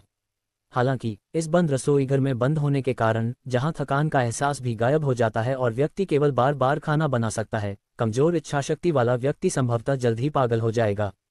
नहीं, मुझे कल सुबह एमी के जागने से पहले बाहर जाना होगा और उसके लिए नाश्ते में एकदम सही यंगज़हॉ फ्राइड राइस बनाना होगा। मेघ ने अपने दिल की चिंता दबा ली। यह एमी से उसका वादा था और उसे इसे पूरा करना ही था। उसने बगल में रखे शेड्यूल पर नजर डाली और रसोई के चाकू से बांस की टहनियां काटना जारी रखा। अब उसके पास बिना नींद या आराम के 4 महीने थे। अगर वह दिन में 8 घंटे काम करता तो 1 साल हो जाता। उसके पास यंगज़हॉ फ्राइड राइस की एक डिश सीखने के लिए काफ़ी समय था, खासकर जब उसके दिमाग में पहले से ही एक बेहतरीन अनुभव था। मैग को समय का पता ही नहीं चला। बांस के अंकुर गांठदार से पतले टुकड़ों में, फिर और भी पतले टुकड़ों में और फिर चावल के आकार के दानों में कटने से पहले एक जैसे टुकड़ों में बदल गए। वह इसमें और भी निपुण होता जा रहा था। बांस की टहनियों से लेकर पेड़ों पर उगने वाले मशरूम और फिर हैम और झींगों तक मैग की सामग्री का चुनाव आसान से मुश्किल होता गया। जैसे जैसे उसकी कुशलता बढ़ती गई, उसकी काटने की कला भी तेजी से निखरती गई। उसके दिमाग में जो अनुभव था उसकी तुलना में उसकी प्रगति बिजली की गति से हुई। यहाँ तक कि जिंदा और हिलते डुलते झींगों को भी उसके हाथों से आसानी से छीला जा सकता था और फिर उन्हें दाने के आकार के टुकड़ों में काटा जा सकता था। जब दीवार पर लिखा समय 100वें दिन पर पहुंचा तो जियांग होंग बर्तन में रखे तले हुए चावल चम्मच से प्लेट में डाल रहा था। उसने बर्तन नीचे रखा और आग बुझा दी। उसके चेहरे पर आत्मविश्वास भरी मुस्कान थी। सिस्टम, इस बार तो बन ही जाना चाहिए, है ना? यंगज़हॉ फ्राइड राइस, जो अभी अभी कढ़ाई से निकला था, सुनहरे अंडों, हरी मटर, सफ़ेद झींगे, ग्रेट ट्री मशरूम, लाल हैम की एक परत में पूरी तरह लिपटा हुआ था। अलग अलग रंगों की सभी सामग्रियां एक प्लेट में पूरी तरह से घुल मिल गई थीं। रंग बिल्कुल भी बिखरे नहीं थे, बल्कि लोगों को यह एहसास दिला रहे थे कि यह चटकीला और सामंजस्यपूर्ण है। प्लेट के ऊपर मुट्ठी भर कटे हुए हरे प्याज छिड़के गए थे, जो सोने पे सुहागा था। सभी तरह की सामग्रियों के मिश्रण की खुशबू मेघ के चेहरे तक पहुंच रही थी, जिससे उसका गला बेकाबू होकर धड़कने लगा। सिस्टम कुछ देर तक चुप रहा और फिर बोला, होस्ट द्वारा पहले निर्धारित आवश्यकताओं के अनुसार 1. चावल के दाने पारदर्शी हैं और प्रत्येक दाना अंडे के चारों ओर पूरी तरह से लिपटा हुआ है। हासिल। 2. रंग उज्ज्वल और सामंजस्यपूर्ण है और यह स्वादिष्ट है। हासिल। 3. बनावट नाजुक है, स्वाद स्वादिष्ट है, कठोरता मध्यम, सुगंधित, नम और ताज़ा है। हासिल। 4. सुगंध आकर्षक है और इसकी एक निश्चित डिग्री मान्यता प्राप्त है। हासिल। एक ही समय में 4 ज़रूरतें पूरी हो गईं। असली यंगज़हॉ फ्राइड राइस बनाने की कला सीखने के लिए मेज़बान को बधाई। मिशन पूरा हुआ। शारीरिक फिटनेस जोड़ 0.5 इनाम। इसके साथ ही यंगज़हॉ फ्राइड राइस के लिए आवश्यक सामग्री खरीदने का अधिकार और संबंधित रसोई के बर्तनों का उपयोग करने का अधिकार भी अनलॉक कर दिया गया है। मेघ ने अपनी मुट्ठियां भींच लीं और एक उपलब्धि का एहसास अनायास ही जाग उठा। अपने सामने यंगज़हॉ फ्राइड राइस की प्लेट देखकर उसे सचमुच रोना आ गया। उसे पता ही नहीं था कि आखिरी बार उसने कब किसी चीज़ को पाने के लिए इतनी मेहनत की थी। बेशक किसी लक्ष्य को पाने का एहसास सबसे सुकून और बेफिक्री का एहसास था। बेशक उसे सबसे ज़्यादा खुशी इस बात की थी कि आखिरकार वह एमी के लिए अपने हाथों से यंगज़हॉ फ्राइड राइस की एक प्लेट बना सकेगा। खाना खाते समय उस छोटी बच्ची के प्यारे रूप रंग को सोचकर उसका दिल उत्सुकता से भर गया। सिस्टम, क्या मैं यंगज़हॉ फ्राइड राइस की यह प्लेट चख सकता हूँ? यंगज़हॉ तले हुए चावल की प्लेट को देखते हुए, मेग, जिसने कुकरी के भगवान के लिए परीक्षण क्षेत्र में प्रवेश करने के बाद से भूख महसूस नहीं की थी, अचानक थोड़ी भूख महसूस हुई। सिस्टम ने कहा, मेजबान 5 मिनट के बाद स्वचालित रूप से गॉड ऑफ कुकरी के लिए परीक्षण क्षेत्र छोड़ देगा। 5 मिनट, बस इतना ही काफ़ी है। मेग ने जल्दी से बगल वाली अलमारी से एक चम्मच उठाया, प्लेट से एक चम्मच फ्राइड राइस उठाया और मुंह में डाल दिया। कुछ बार चबाने के बाद उसकी आंखें अचानक चमक उठीं।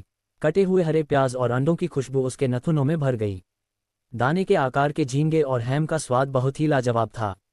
अंडे में लिपटे चावल ध्यान से चबाने के बाद मिठास से भर गए।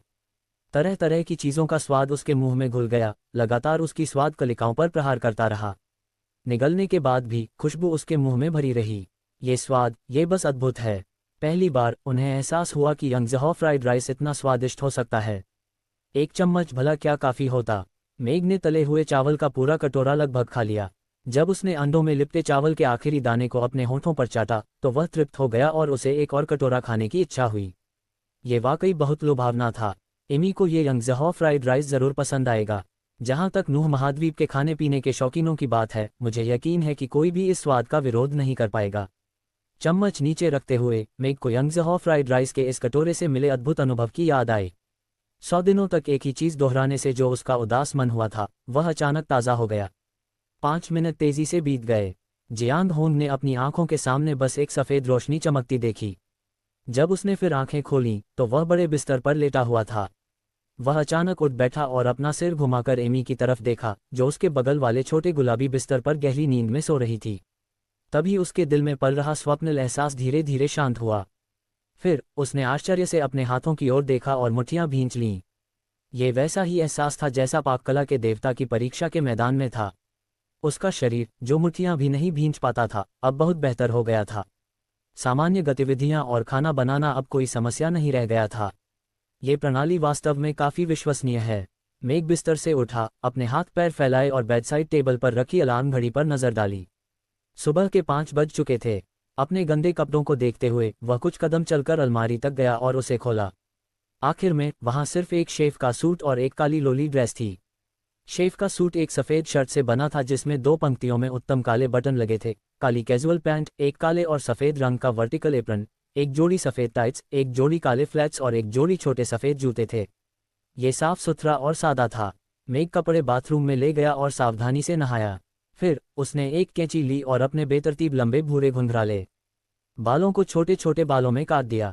कैंची से दाढ़ी काटने के बाद उसने रेजर से उसे साफ कर दिया, जिससे उसके ऊपरी होंठ पर सिर्फ 2 हल्की सी मूंछें रह गईं। निश्चित रूप से ये खोलने का सही तरीका है। मेग ने हाथ बढ़ाकर उसके तराशे हुए चेहरे को छुआ। आईने में अपना बिल्कुल अलग रूप देखकर उसके मुंह के कोने थोड़े से सिकुड़ गए। सफाई के बाद वह एक लापरवाह बेघर आदमी से एक शालीन युवा चाचा में सफलतापूर्वक बदल गया था। इस बार वह अपनी पिछली जिंदगी से 80% मिलता जुलता था। बस फर्क था तो उसके शरीर का आकार। अब उसकी त्वचा और हड्डियां बहुत कमज़ोर लग रही थीं। अब उसे भरपेट खाना खाना चाहिए और फिर मांसपेशियों को मजबूत करने वाले व्यायाम करने चाहिए। अपनी आत्ममुग्धता समाप्त करने के बाद मेग ने शेफ का सूट पहन लिया। सलीके से सजने संवरने के बाद आईने में उसका रूप कुछ शेफ जैसा लग रहा था। बाथरूम साफ करने के बाद मेग ने एमी पर नज़र डाली, जो अभी भी सो रही थी। उसने ड्रेस, टाइट्स और सफ़ेद जूते बिस्तर के पास रख दिए और सोचा कि इस ड्रेस में वह बच्ची कितनी प्यारी लगेगी। वह मुस्कुराए बिना नहीं रह सका। उसने टॉयलेटरीज का एक छोटा सा सेट लिया और चुपचाप नीचे चला गया। मेग इस रसोई से और ज़्यादा परिचित नहीं हो सकती थी। चूल्हे पर, जिस पर कल रात रसोई के बर्तन नहीं थे, अब यंगज़हॉ फ्राइड राइस बनाने के लिए ज़रूरी सारे बर्तन तैयार थे। उसने फ्रिज खोला और देखा कि हर तरह की सामग्री मौजूद थी। फ्रिज के पास बने कांच के पूल में झींगे खुशी से तैर रहे थे। अब समय आ गया है कि मैं अपनी असली पाककला का हुनर दिखाऊं और एमी के लिए एक बढ़िया नाश्ता बनाऊं। मेग ने अपने हाथ धोए और चावल धोने लगी। पिता। कुछ देर बाद दूसरी मंजिल के कमरे में एमी हतप्रभ होकर करवट बदली, लेकिन उसे कोई जाना पहचाना चेहरा नजर नहीं आया। उसने हतप्रभ होकर आंखें खोलीं और उठ बैठी। कुछ देर उस अनजान कमरे को देखते हुए उसे याद आया कि यही वो नया कमरा है जो उसके पिता ने कल रात बनवाया था, लेकिन उसे समझ नहीं आ रहा था कि वे बड़े बिस्तर पर कहाँ हैं। वह थोड़ी बेचैनी से बच नहीं पाए। उसने छोटी रेलिंग पकड़ ली और उठने ही वाली थी, लेकिन जैसे ही वह उठी, उसकी नज़र बिस्तर के पास रखी काली ड्रेस पर पड़ी। उसकी आंखें अचानक चमक उठीं। उसने आश्चर्य से ड्रेस उठाई और उसे अपने चेहरे पर रगड़ा। वह मुलायम और चिकनी लग रही थी। वह खुशी से बुदबुदाई, ये वही ड्रेस होगी जो पापा ने मेरे लिए बनाई होगी। ये बहुत सुंदर है। एमी को ये बहुत पसंद है। मैग को पता ही नहीं चला कि बच्चा जाग गया है। उसने चावल पकाए। ये राइस कुकर बहुत ही कुशल था और चावल बहुत जल्दी पक गए। हालांकि चावल ताज़ा पके थे, लेकिन उनके दाने बिल्कुल साफ और क्रिस्टल जैसे थे और उनकी खुशबू मनमोहक थी। ये किस तरह का चावल है? भले ही यह सफ़ेद चावल हो, मुझे लगता है कि मैं 2 बड़े कटोरे खा सकता हूँ। मेघ बुदबुदाए बिना न रह सकी। और झींगे, अगर उन्हें पानी में यूं ही उबाल भी दिया जाए तो भी उनका स्वाद शायद बेहद लजीज होगा। मेघ ने सभी तरह की सामग्री ली और उन्हें धोया। जैसे ही उसने चाकू पकड़ा, उसके चेहरे पर गंभीरता छा गई। यही अनुभव उसे पाककला के देवता के क्षेत्र में मिला था। खाना बनाना एक ऐसी चीज़ है जिसके लिए पूरे मन से समर्पण की ज़रूरत होती है। एक रसोई का यही नजरिया होता है। मेघ के हाथ में एक चीनी रसोई का चाकू फुर्ती से घूम रहा था। चाहे वो कुरकुरे सर्दियों के बांस के अंकुर हों या कड़े खोल वाले झींगे, सब अतिरिक्त सामग्री बन गए थे। हजारों बार चाकू चलाने के अभ्यास के बाद उसकी चाकू चलाने की कला बेहद कुशल हो गई थी। बेशक कोई भी शेफ इन चीज़ों का उपयोग चाकू चलाने के कौशल का अभ्यास करने के लिए इतने शानदार तरीके से नहीं कर सकता था जितना उसने किया। कढ़ाई में तेल डाला गया और तरह तरह की सामग्रियां व्यवस्थित ढंग से डाली गईं। एक तेज सुगंध रसोई में फैल गई और दरवाजे से बाहर निकल आई। दरवाज़ा खुला रहने के बावजूद वह धीरे धीरे सीढ़ियों से ऊपर आई और दरवाजे में एक छोटी सी दरार वाले कमरे में भी पहुंच गई। एमी बिस्तर पर बैठी, नई ड्रेस पहनने की पूरी कोशिश करते हुए खिलखिला उठी। उसने पहली बार इतनी खूबसूरत ड्रेस पहनी थी। वह बहुत आरामदायक थी और उसके शरीर से कोमलता से चिपकी हुई थी, मानो उसने बादल ओढ़ लिया हो। वह हल्की थी पर बहुत गर्म लग रही थी। तभी एमी को खुशबू आई। उसकी बड़ी बड़ी नीली आंखें, जो अभी भी थोड़ी नींद से भरी थीं, तुरंत चमक उठीं। उसने जोर से सूंघा और कहा, बहुत अच्छी खुशबू आ रही है। क्या ऐसा हो सकता है कि पिताजी कुछ स्वादिष्ट पका रहे हों? अपनी आंखों में लंबे मोज़ों की जोड़ी को अनदेखा करते हुए एमी जल्दी से बिस्तर से सीढ़ी से नीचे उतरी, अपने छोटे सफ़ेद जूते पहने और अपने छोटे पैरों के साथ दरवाजे की ओर दौड़ी। दरवाज़ा खोलते ही खुशबू और भी तेज़ हो गई। एमी ने अपनी लार निगल ली और उसका छोटा सा पेट गुर्राने से खुद को नहीं रोक पाया। उसने पहले कभी ऐसी खुशबू नहीं सूंघी थी। चौक के पास भुने हुए हंस की दुकान के दरवाजे पर उसे जो भुने हुए हंस की खुशबू आ रही थी, उसकी तुलना इस खुशबू से आधी भी नहीं हो सकती थी। नीचे जाते हुए उसके कदम हल्के हो गए। वह रसोई में जाकर ये देखने के लिए बेताब थी कि उसके पिता क्या स्वादिष्ट खाना बना रहे हैं। बहुत अच्छी खुशबू आ रही है। पापा क्या पका रहे हैं? एमी अपनी बात पूरी कर पाती उससे पहले ही उसने मेघ को एक साधारण सफ़ेद और काले रंग के शेफ सूट में देखा। उसके लंबे घुंघराले बाल और दाढ़ी कटी हुई थीं। उसकी बातें अचानक रुक गईं और उसकी नीली आंखें अविश्वास से चौड़ी हो गईं। क्या ये व्यक्ति सचमुच उसके पिता थे? मेघ पहले से ही जाग चुकी है। आवाज़ सुनते ही उसने आश्चर्य से अपना सिर घुमाकर दरवाजे की ओर देखा। छोटी बच्ची पहले ही काले रंग की लोली ड्रेस पहन चुकी थी। यह एक गॉथिक स्टाइल की ड्रेस थी जिसके साथ गुलाबी रंग की छोटी छोटी तितलियां लगे सफ़ेद जूते थे। थोड़ी देर सोने के बाद उसके मुलायम चांदी जैसे बालों पर एक लट उभर आए। वह दरवाजे पर मुंह खोले खड़ी थी, बहुत प्यारी लग रही थी। ऐसा लग रहा था कि वह उसके इस रूप को देखकर चौंक गई थी। उसने मुस्कुराते हुए कहा, क्या हुआ? थोड़ी देर सोने के बाद तुम अपने पापा को पहचान नहीं पा रही हो? ये सचमुच पिताजी हैं? एमी ने पलकें झपकाईं और आश्चर्य से कहा। उसके लंबे घुंघराले बाल अब एक सुंदर छोटे हेयर स्टाइल में बदल गए थे और उसकी कांटेदार दाढ़ी गायब हो गई थी। उसके कपड़े साफ और अच्छे हो गए थे और उसके चेहरे पर मुस्कान चमकदार और आरामदायक थी। सबसे खास बात यह थी कि उसके पिता आज बहुत लंबे लग रहे थे। वे किसी विशालकाय व्यक्ति की तरह थे जो अचानक खड़ा हो गया हो और उसका सीधा शरीर किसी पेड़ जितना ऊंचा था। लगता है पापा आज और भी लंबे हो गए हैं। वो पेड़ जितने लंबे हैं और वो बहुत सुंदर हैं। वो दिखने में बहुत अच्छे हैं। एमी खुशी से पास आए। क्या मैं लंबा हो गया हूँ? मेघ ने सिर नीचे करके देखा। शायद इसलिए क्योंकि उसका झुका हुआ शरीर अब सीधा हो गया था और उसने अच्छे कपड़े भी पहन लिए थे, इसीलिए वह लंबा लग रहा था। बेशक सुंदर दिखना खुशी की बात थी। और हाँ, छोटी बच्चियों को अब भी नए नए दिखने वाले चाचा पसंद आते थे। नन्ही बच्ची की नज़र उस बर्तन पर पड़ी जिसमें मेघ तल रही थी। वह पंजों के बल खड़ी हो गई और चारों ओर देखने लगी। उत्सुकता से उसने पूछा, लेकिन पापा, बर्तन में क्या है? इसकी खुशबू इतनी अच्छी क्यों है? इसकी खुशबू तो भुने हुए हंस से भी अच्छी है।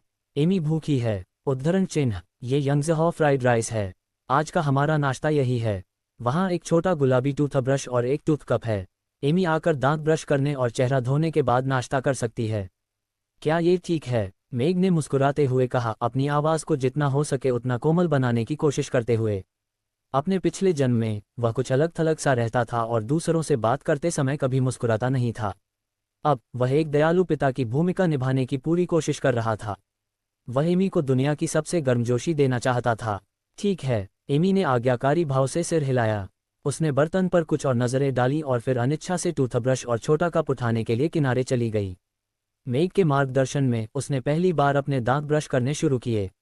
मेघ ने चावल को ध्यान से भूना, आंच बंद कर दी और उसे बर्तन से बाहर निकाल लिया। चटक रंग के यंगज़हॉ फ्राइड राइस का एक कटोरा तैयार था। वाह, कितना सुंदर तला हुआ चावल है। पिता बहुत अद्भुत हैं। एमी अभी अभी अपने दांत ब्रश करके दौड़ी आई थी। अलग अलग रंगों के मिश्रण वाले यंगज़हॉ फ्राइड राइस को देखकर उसकी आंखें चमक उठीं और उसने गंभीरता से तारीफ की। हाँ, मुझे भी ऐसा ही लगता है। मेघ ने सिर हिलाया, उसके चेहरे की मुस्कान छिप नहीं पा रही थी। वह उपलब्धि के एहसास से भरा हुआ था। एमी आगे झुकी और सूंघने लगी। वह अपनी लार निगलने से खुद को नहीं रोक पाए। मेघ की तरफ देखते हुए उसने मुंह बनाया और नखरे से कहा, बहुत अच्छी खुशबू आ रही है। पापा, एमी यंगज़हॉ फ्राइड राइस खाना चाहती है। ये सब तुम्हारा है। छोटी बच्ची के चुलबुले रूप को देखकर मेघ का दिल लगभग पिघल गया। उसके दिल में एक आवाज़ गूंज रही थी, पर उसने उसे दबा लिया। उसने बच्ची के मुंह के कोने से झाग पोंछने के लिए हाथ बढ़ाया और सिर हिलाया। अभी नहीं, आगे से तुम्हें खाने से पहले हाथ धोने होंगे। तो पिताजी, कृपया जल्दी करें। एमी ने मेघ का हाथ पकड़ा और सिंक की ओर चली गई।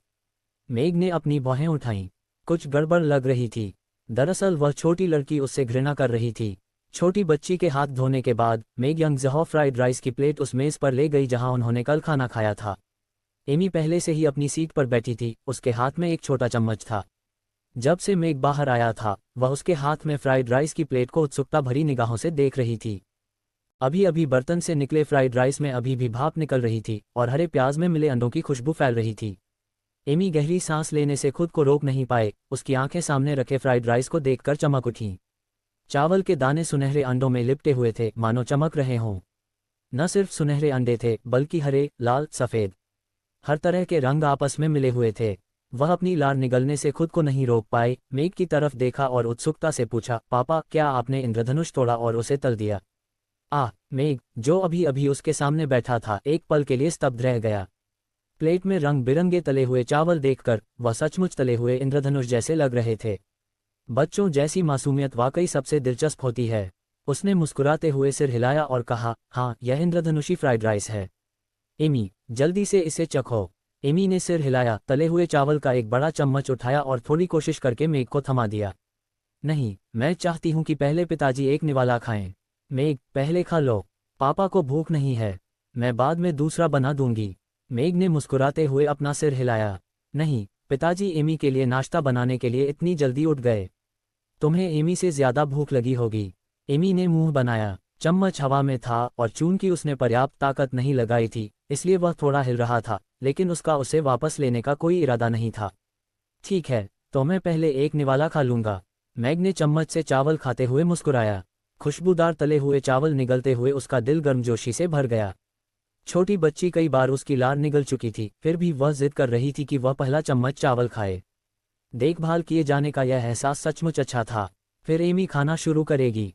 एमी ने खुशी खुशी चम्मच वापस लिया और तले हुए चावल का एक और चम्मच उठाया। चावल को गंभीर भाव से देखते हुए उसने कहा, रेनबो, माफ करना, मैं तुम्हें खा जाऊंगी। मेघ मुस्कुराए बिना नहीं रह सकी। उस छोटी बच्ची का मन सचमुच बहुत सरल था। उसने अपनी ठुड्डी एक हाथ पर टिकाए और एमी की तरफ उम्मीद भरी नजरों से देखा। वह सचमुच थोड़ा घबराया हुआ था। हालांकि उसे लगा कि यंगज़हॉ का ये फ्राइड राइस बहुत स्वादिष्ट था, पर आखिरकार ये धरती का एक व्यंजन था जो इस दुनिया के खाना पकाने के तरीके से बिल्कुल अलग था। उसे नहीं पता था कि एमी को ये पसंद आएगा या नहीं, या फिर वह इसकी आदी हो जाएगी। जैसे ही एमी ने तले हुए चावल मुंह में डाले, उसकी आंखें चमक उठीं और उसके नुकीले कान, जो आधे उसके चांदी जैसे बालों से ढके हुए थे, फड़कने लगे। नर्म अंडे में लिपटे मुलायम चावल, नर्म झींगे, नमकीन हैम, मीठे और मुलायम पेड़ों के मशरूम और कुरकुरे सर्दियों के बांस के अंकुर, ये सब तले हुए चावल के इस कौर में बखूबी घुले हुए थे। बनावट बहुत नाजुक थी और उसका भरपूर मीठा स्वाद उसके मुंह में घुल गया। यह इतना स्वादिष्ट था कि उसे समझ नहीं आ रहा था कि इसे कैसे बयां करे। इस तले हुए चावल के सामने वो पैनकेक जो पहले उसके दिल में सबसे ज्यादा थे, पत्थर जैसे थे। उनका जिक्र भी नहीं किया जा सकता था। शायद वो आगे से पैनकेक खाना ही नहीं चाहेगी। एक निवाला खाने के बाद वह खुद को रोक नहीं पाया और तुरंत दूसरा निवाला खा लिया। एक के बाद एक निवाला खाते हुए वह खुद को रोक ही नहीं पाया। उसे बस यही लग रहा था कि यही उसकी जिंदगी का सबसे खुशी का पल है। रेनबो फ्राइड राइस बहुत स्वादिष्ट है। पापा बहुत महान हैं, एमी ने कौर खाते खाते बीच में अस्पष्ट स्वर में कहा, लेकिन उसकी नज़र शुरू से आखिर तक प्लेट पर ही रही। ये कहने के बाद उसने अपना सिर नीचे किया और फ्राइड राइस खाना जारी रखा, बिना किसी रुकावट के। धीरे धीरे खाएं, मेग ने कहा। वह उठा और एक गिलास पानी भरकर एक तरफ रख दिया। छोटी बच्ची के नुकीले कानों को प्यार से हिलते देखकर उसके चेहरे पर संतुष्टि भरी मुस्कान आ गई। एमी के प्रदर्शन ने सब कुछ पहले ही स्पष्ट कर दिया था। वह तले हुए चावल की इस प्लेट से बहुत संतुष्ट थी। पाककला के देवता के घर में बेहद उबाऊ दोहराव का असर इस पल में दिख रहा था। उसे खाते हुए देखकर ही उसे लगा कि सब कुछ सार्थक था।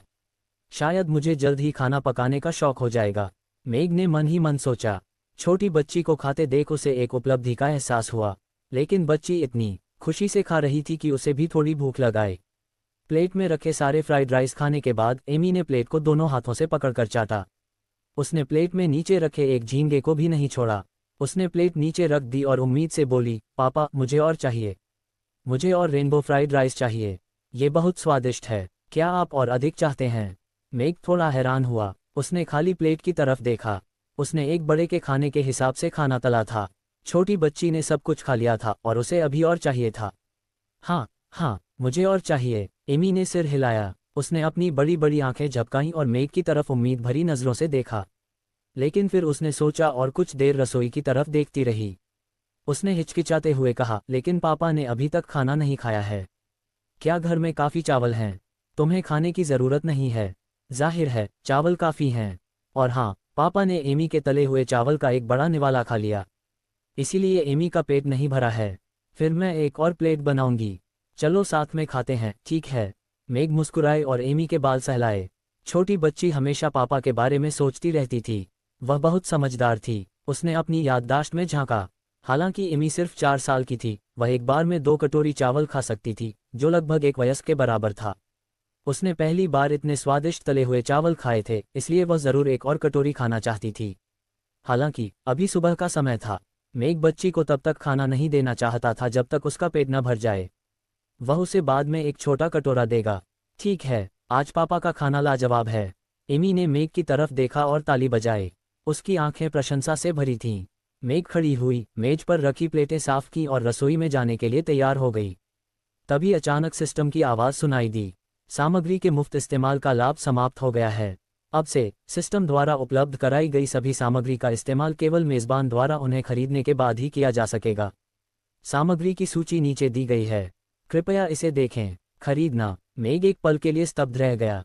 उसे अचानक याद आया कि जब उसने पाककला के देवता के लिए परीक्षण क्षेत्र में मिशन पूरा किया था तो सिस्टम ने उसे सामग्री खरीदने का अधिकार दिया था। लेकिन उस समय उसका सारा ध्यान यंगज़हॉ फ्राइड राइस पर था, इसलिए उसने उस पर ज़्यादा ध्यान नहीं दिया। उसने मान लिया था कि सामग्री सिस्टम द्वारा मुफ्त में उपलब्ध कराई जाती है। उसे उम्मीद नहीं थी कि उसे उन्हें खरीदना पड़ेगा। मूल्य सूची देखते ही मेग की आंखें अचानक चौड़ी हो गईं।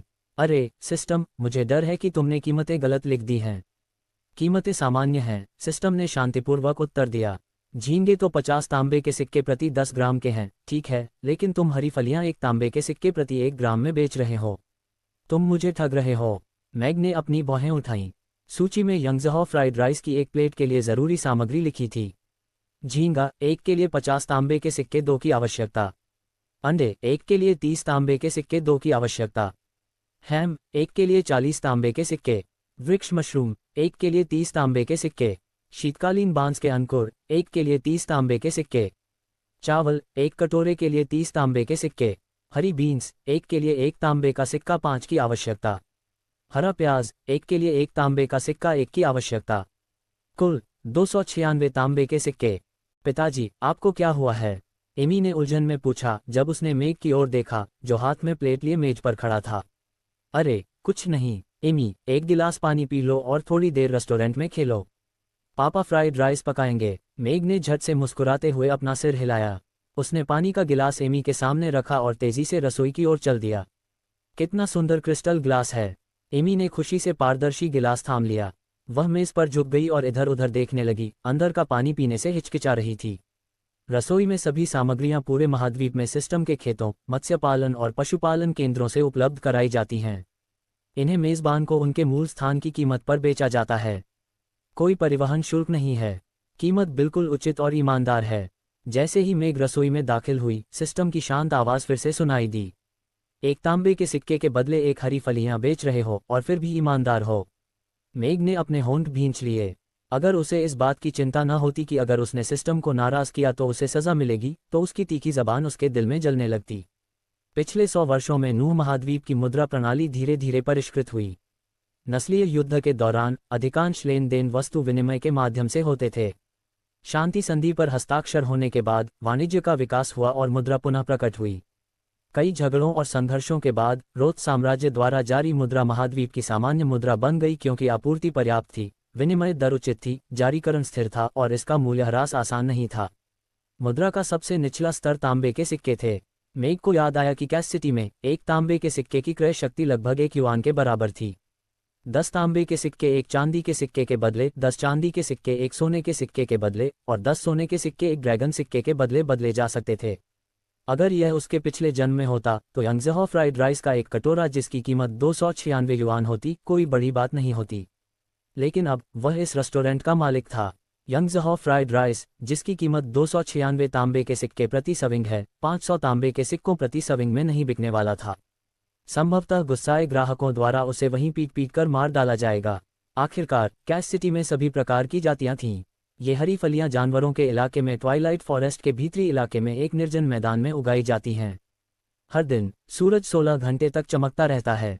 हरे फलियों के पौधे से केवल 100 हरी फलियां पैदा होती हैं और उनमें से सबसे अच्छी 10 ही बिकती हैं। इनका स्वाद मीठा और पौष्टिक होता है। ये झींगा बैंगनी धारियों वाला एक अनोखा झींगा है जो रोथ साम्राज्य के उत्तर पूर्व में स्टारो सागर में स्थित सोरो द्वीप समूह का है। आसपास के समुद्री क्षेत्रों में पानी की स्थिति जटिल है और समुद्री राक्षस यहाँ विचरण करते हैं। मनुष्यों ने अभी तक इन्हें नहीं पकड़ा है, इसलिए वार्षिक उत्पादन 1 लाख से भी कम है। झींगे का मांस बहुत स्वादिष्ट होता है। ये चावल कल्पित बौनों के क्षेत्र में पवन वन के गहरे मैदानों में उगाया जाता है। इसे जीवन के झरने की भूमिगत शाखा के साथ बिना किसी कृत्रिम कीटनाशक या उर्वरक के उगाया जाता है। प्रति म्यू उपज 300 कट्टी से अधिक नहीं होती है। मेघ का जबड़ा खुला रह गया जब उसने सिस्टम के मुंह से सभी प्रकार के स्थानों के नाम सुने, साथ ही सभी प्रकार के अजीब प्रजनन और रोपण विधियों के बारे में भी सुना। बीस्टमैन जैसी अत्यंत प्रादेशिक जाति के इलाके में हरी फलियां उगाना एक बात थी, लेकिन सोरो द्वीप समूह के पास प्रसिद्ध मृत सागर भी था। ये पृथ्वी पर बरमूडा द्वीप समूह के लगभग बराबर था। कहा जाता था कि अगर विशालकाय ड्रैगन वहां उड़कर आएं, तो वे भी खो जाएंगे। फिर भी क्या ये व्यवस्था वहां झींगे पाल रही थी? कल्पित बौनों का जीवन स्रोत उनका पवित्र स्रोत था, और क्या व्यवस्था वास्तव में इसका उपयोग खेती के लिए कर रही थी? यद्यपि यह भूमिगत शाखाओं में से एक मात्र थी, लेकिन संभवतः यह ऐसी चीज थी जिसे कल्पित बौनों ने भी पहले कभी नहीं आजमाया था। बाकी सामग्री की बात करें तो राक्षसों के भूत द्वीपों में उगाए गए असली पेड़ मशरूम थे, छायादार सुअ से प्राप्त हैम जो जंगल के ट्रोल्स के इलाके के लिए विशिष्ट था, गोबलिन्स की पवित्र भूमि, विक पर्वत की काली मिट्टी से प्राप्त शीतकालीन बांस के अंकुर, इस कैसल के पास बौने के मुर्गी फार्म से प्राप्त मुर्गी के अंडे, यहाँ तक कि लॉर्ड मेरे बंदरगाह के पास खारे क्षार वाले फार्म में उगाए गए हरे प्याज भी। ऐसा कहा जाता था कि इनका स्वाद सामान्य प्याज से ज्यादा स्वादिष्ट होता था। मेघ का पिछला जन्म रोथ साम्राज्य के अग्रिम सेनापति के रूप में हुआ था, इसलिए वह महाद्वीप की संरचना और महत्वपूर्ण क्षेत्रों से अच्छी तरह परिचित था। हालांकि उसे अपने पिछले जन्म में अपने परिवार का व्यवसाय विरासत में नहीं मिला था, लेकिन मेघ बचपन से ही जो कुछ देखता और सुनता था उससे प्रभावित था, इसलिए वह अपनी स्मृति से आसानी से बता सकता था कि ये तत्व कितने मूल्यवान हैं। एक बैंगनी धारीदार झींगा जिसकी कीमत 50 तांबे के सिक्के थी, क्या वह महंगा था? नहीं। यदि कीमत 10 गुना अधिक भी होती तो भी मेघ को यह महंगा नहीं लगता। ये सामग्रियां निश्चित रूप से इस कीमत पर नहीं बिकती, भले ही इन्हें उसी जगह बेचा जाए जहां इनका उत्पादन होता है। ये सभी अच्छी चीजें थीं जिन्हें पैसे से नहीं खरीदा जा सकता था, और अगर ये सामग्री वहां से यहां लाई जाती जहां से ये पैदा होती हैं, तो कीमत और भी ज्यादा होती। उस जमाने में परिरक्षण और हवाई परिवहन इतना उन्नत नहीं था। अगर कोई किसी अंतर्देशीय शहर में समुद्री भोजन खाना चाहता था तो उसे समुद्री भोजन को जीवित रखने के लिए किसी जादूगर से जादू करवाना पड़ता था। हालांकि ये रेड डस्ट कॉन्क्यूबाइन स्माइल से भी ज्यादा खर्चीला था। उनकी याद में रोथ साम्राज्य के शाही परिवार के पास एक टीम थी जो खास तौर पर समुद्री भोजन उपलब्ध कराती थी। हालांकि समुद्री भोजन पहुंचाने वाली टीम रेड हॉक नाम का एक विशाल पक्षी था। इसे इस दुनिया का हवाई परिवहन माना जाता था। राजधानी में एक ताज़ा समुद्री मछली बंदरगाह पर मिलने वाली कीमत से 100 गुना ज्यादा कीमत पर बिक सकती थी। एक झींगा, और वह भी एक कीमती बैंगनी धारी वाला झींगा, कैश सिटी जैसे अंतर्देशीय शहर में इसे खाने के इच्छुक एक अमीर ग्राहक को 1000 तांबे के सिक्कों में बेचना कोई बड़ी बात नहीं होगी, है ना? अब क्या आपको अब भी लगता है कि यह सिस्टम आपको ठग रहा है? सिस्टम की आवाज़ सुनाई दी। नहीं, नहीं, नहीं। सिस्टम, तुम बहुत दयालु हो। तुम्हें शायद इस दुनिया में कोई दूसरा व्यक्ति नहीं मिलेगा जो तुमसे ज्यादा दयालु हो। मेग ने गंभीरता से कहा। बेचने का यह तरीका थोड़ा ज्यादा ही नेकदिल था। फ्रिज में रखी सामग्री को देखते हुए अचानक उसके दिमाग में एक साहसिक विचार आया। उसने हिचकिचाते हुए पूछा, सिस्टम, शायद मैं रेस्टोरेंट नहीं खोलना चाहता और सीधे सब्जियां बेचना चाहता हूं। मुझे लगता है कि यह पैसा कमाने का एक तेज तरीका है। सिस्टम द्वारा उपलब्ध कराई गई सामग्री का उपयोग केवल रेस्तरां में ही किया जा सकता है। आपको उन्हें अलग से बेचने की अनुमति नहीं है, सिस्टम ने शांतिपूर्वक उत्तर दिया। फिर उसने कहा, नया मिशन, मेज़बान को 10 दिनों में 3000 सोने के सिक्कों के बराबर की सामग्री नकद में खरीदनी होगी। अगर मिशन पूरा हो जाता है तो लाजी रूजियामो की नई रेसिपी अनलॉक हो जाएगी। अगर मिशन विफल हो जाता है तो आपकी ताकत -0.5 हो जाएगी। 3000 स्वर्ण मुद्राएं। मेग को उम्मीद थी कि सिस्टम उसे सब्जियां बेचने की अनुमति नहीं देगा, लेकिन नए मिशन ने उसे लगभग जोर से चीखने पर मजबूर कर दिया। 3000 सोने के सिक्के 3 लाख तांबे के सिक्कों के बराबर थे। ये बहुत बड़ी रकम थी, और यह टर्नओवर नहीं था बल्कि सामग्री की लागत थी। यंगज़हॉ फ्राइड राइस की एक प्लेट बनाने के लिए सामग्री की कीमत 3 सोने के सिक्के थी, जिसका मतलब था कि उसे 10 दिनों में यंगज़हॉ फ्राइड राइस की 1000 प्लेटें बेचनी थीं।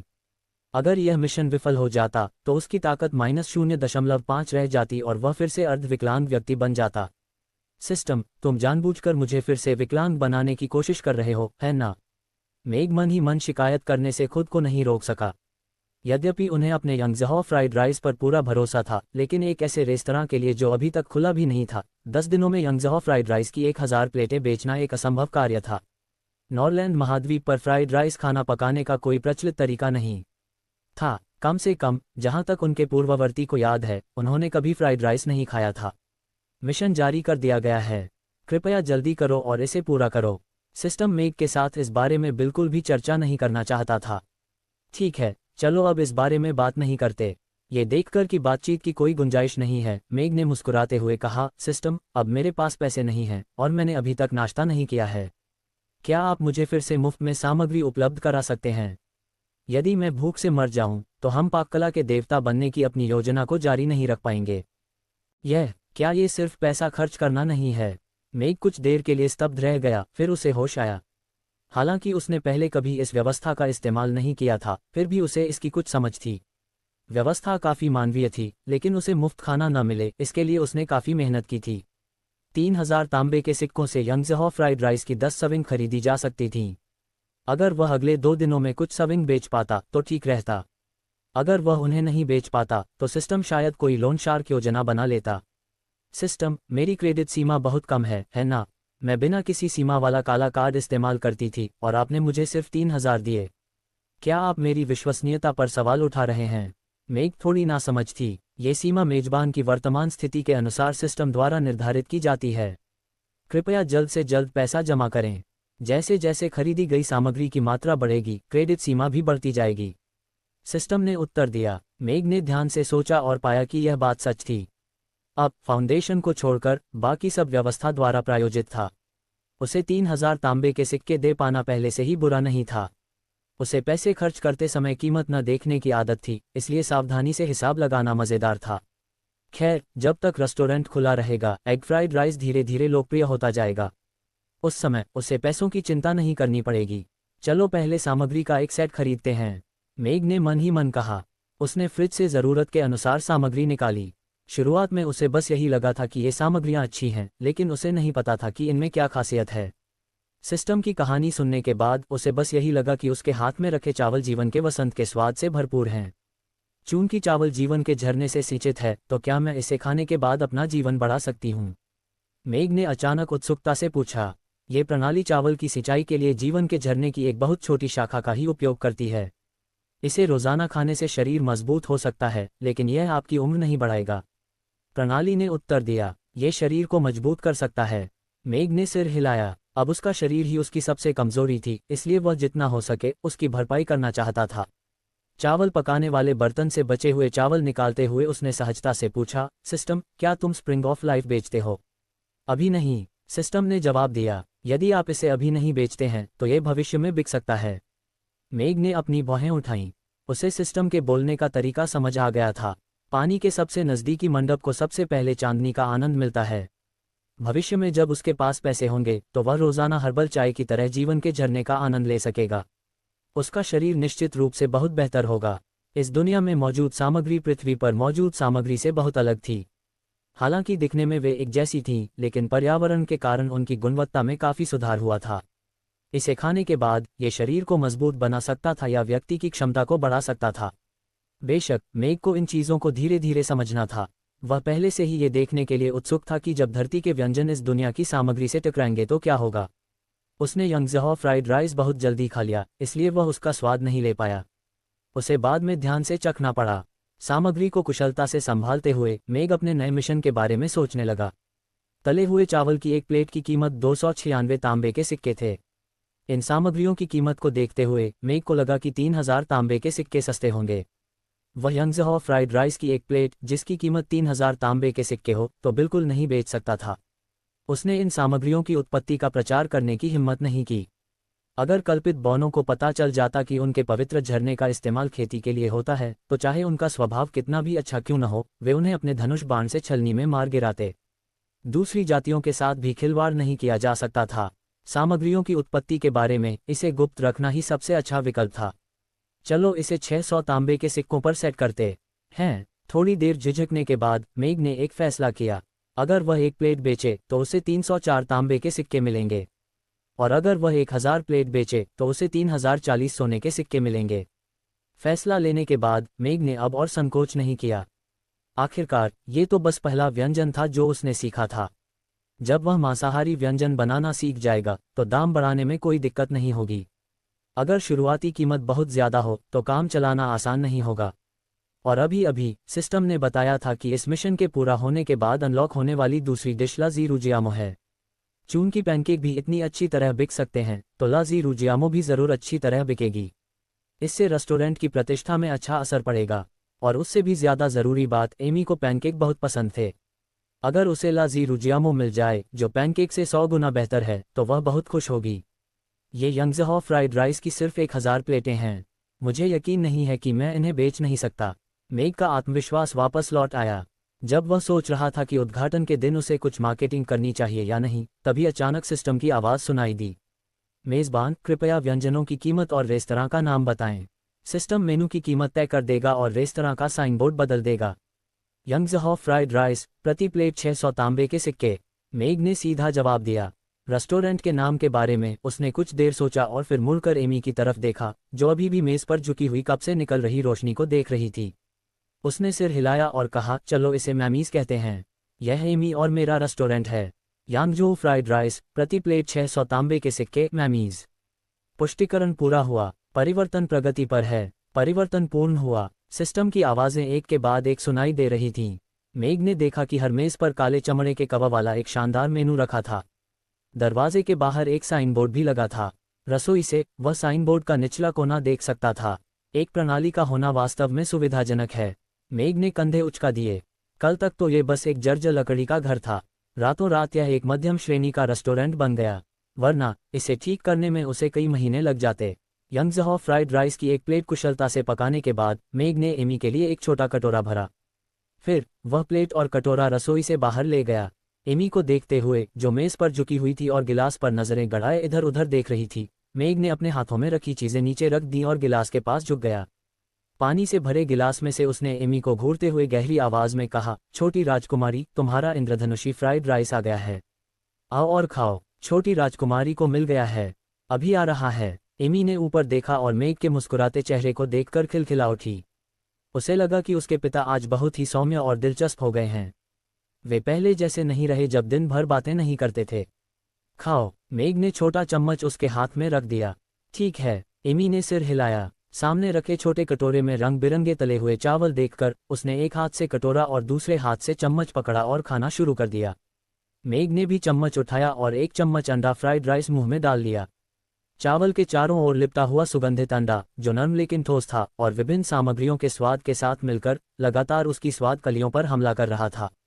उसे नहीं पता था कि ऐसा इसलिए था क्योंकि वह इन सामग्रियों की उत्पत्ति जानता था, लेकिन उसने महसूस किया कि हर सामग्री का स्वाद इतना साफ था और फिर भी एक दूसरे में पूरी तरह घुला हुआ था।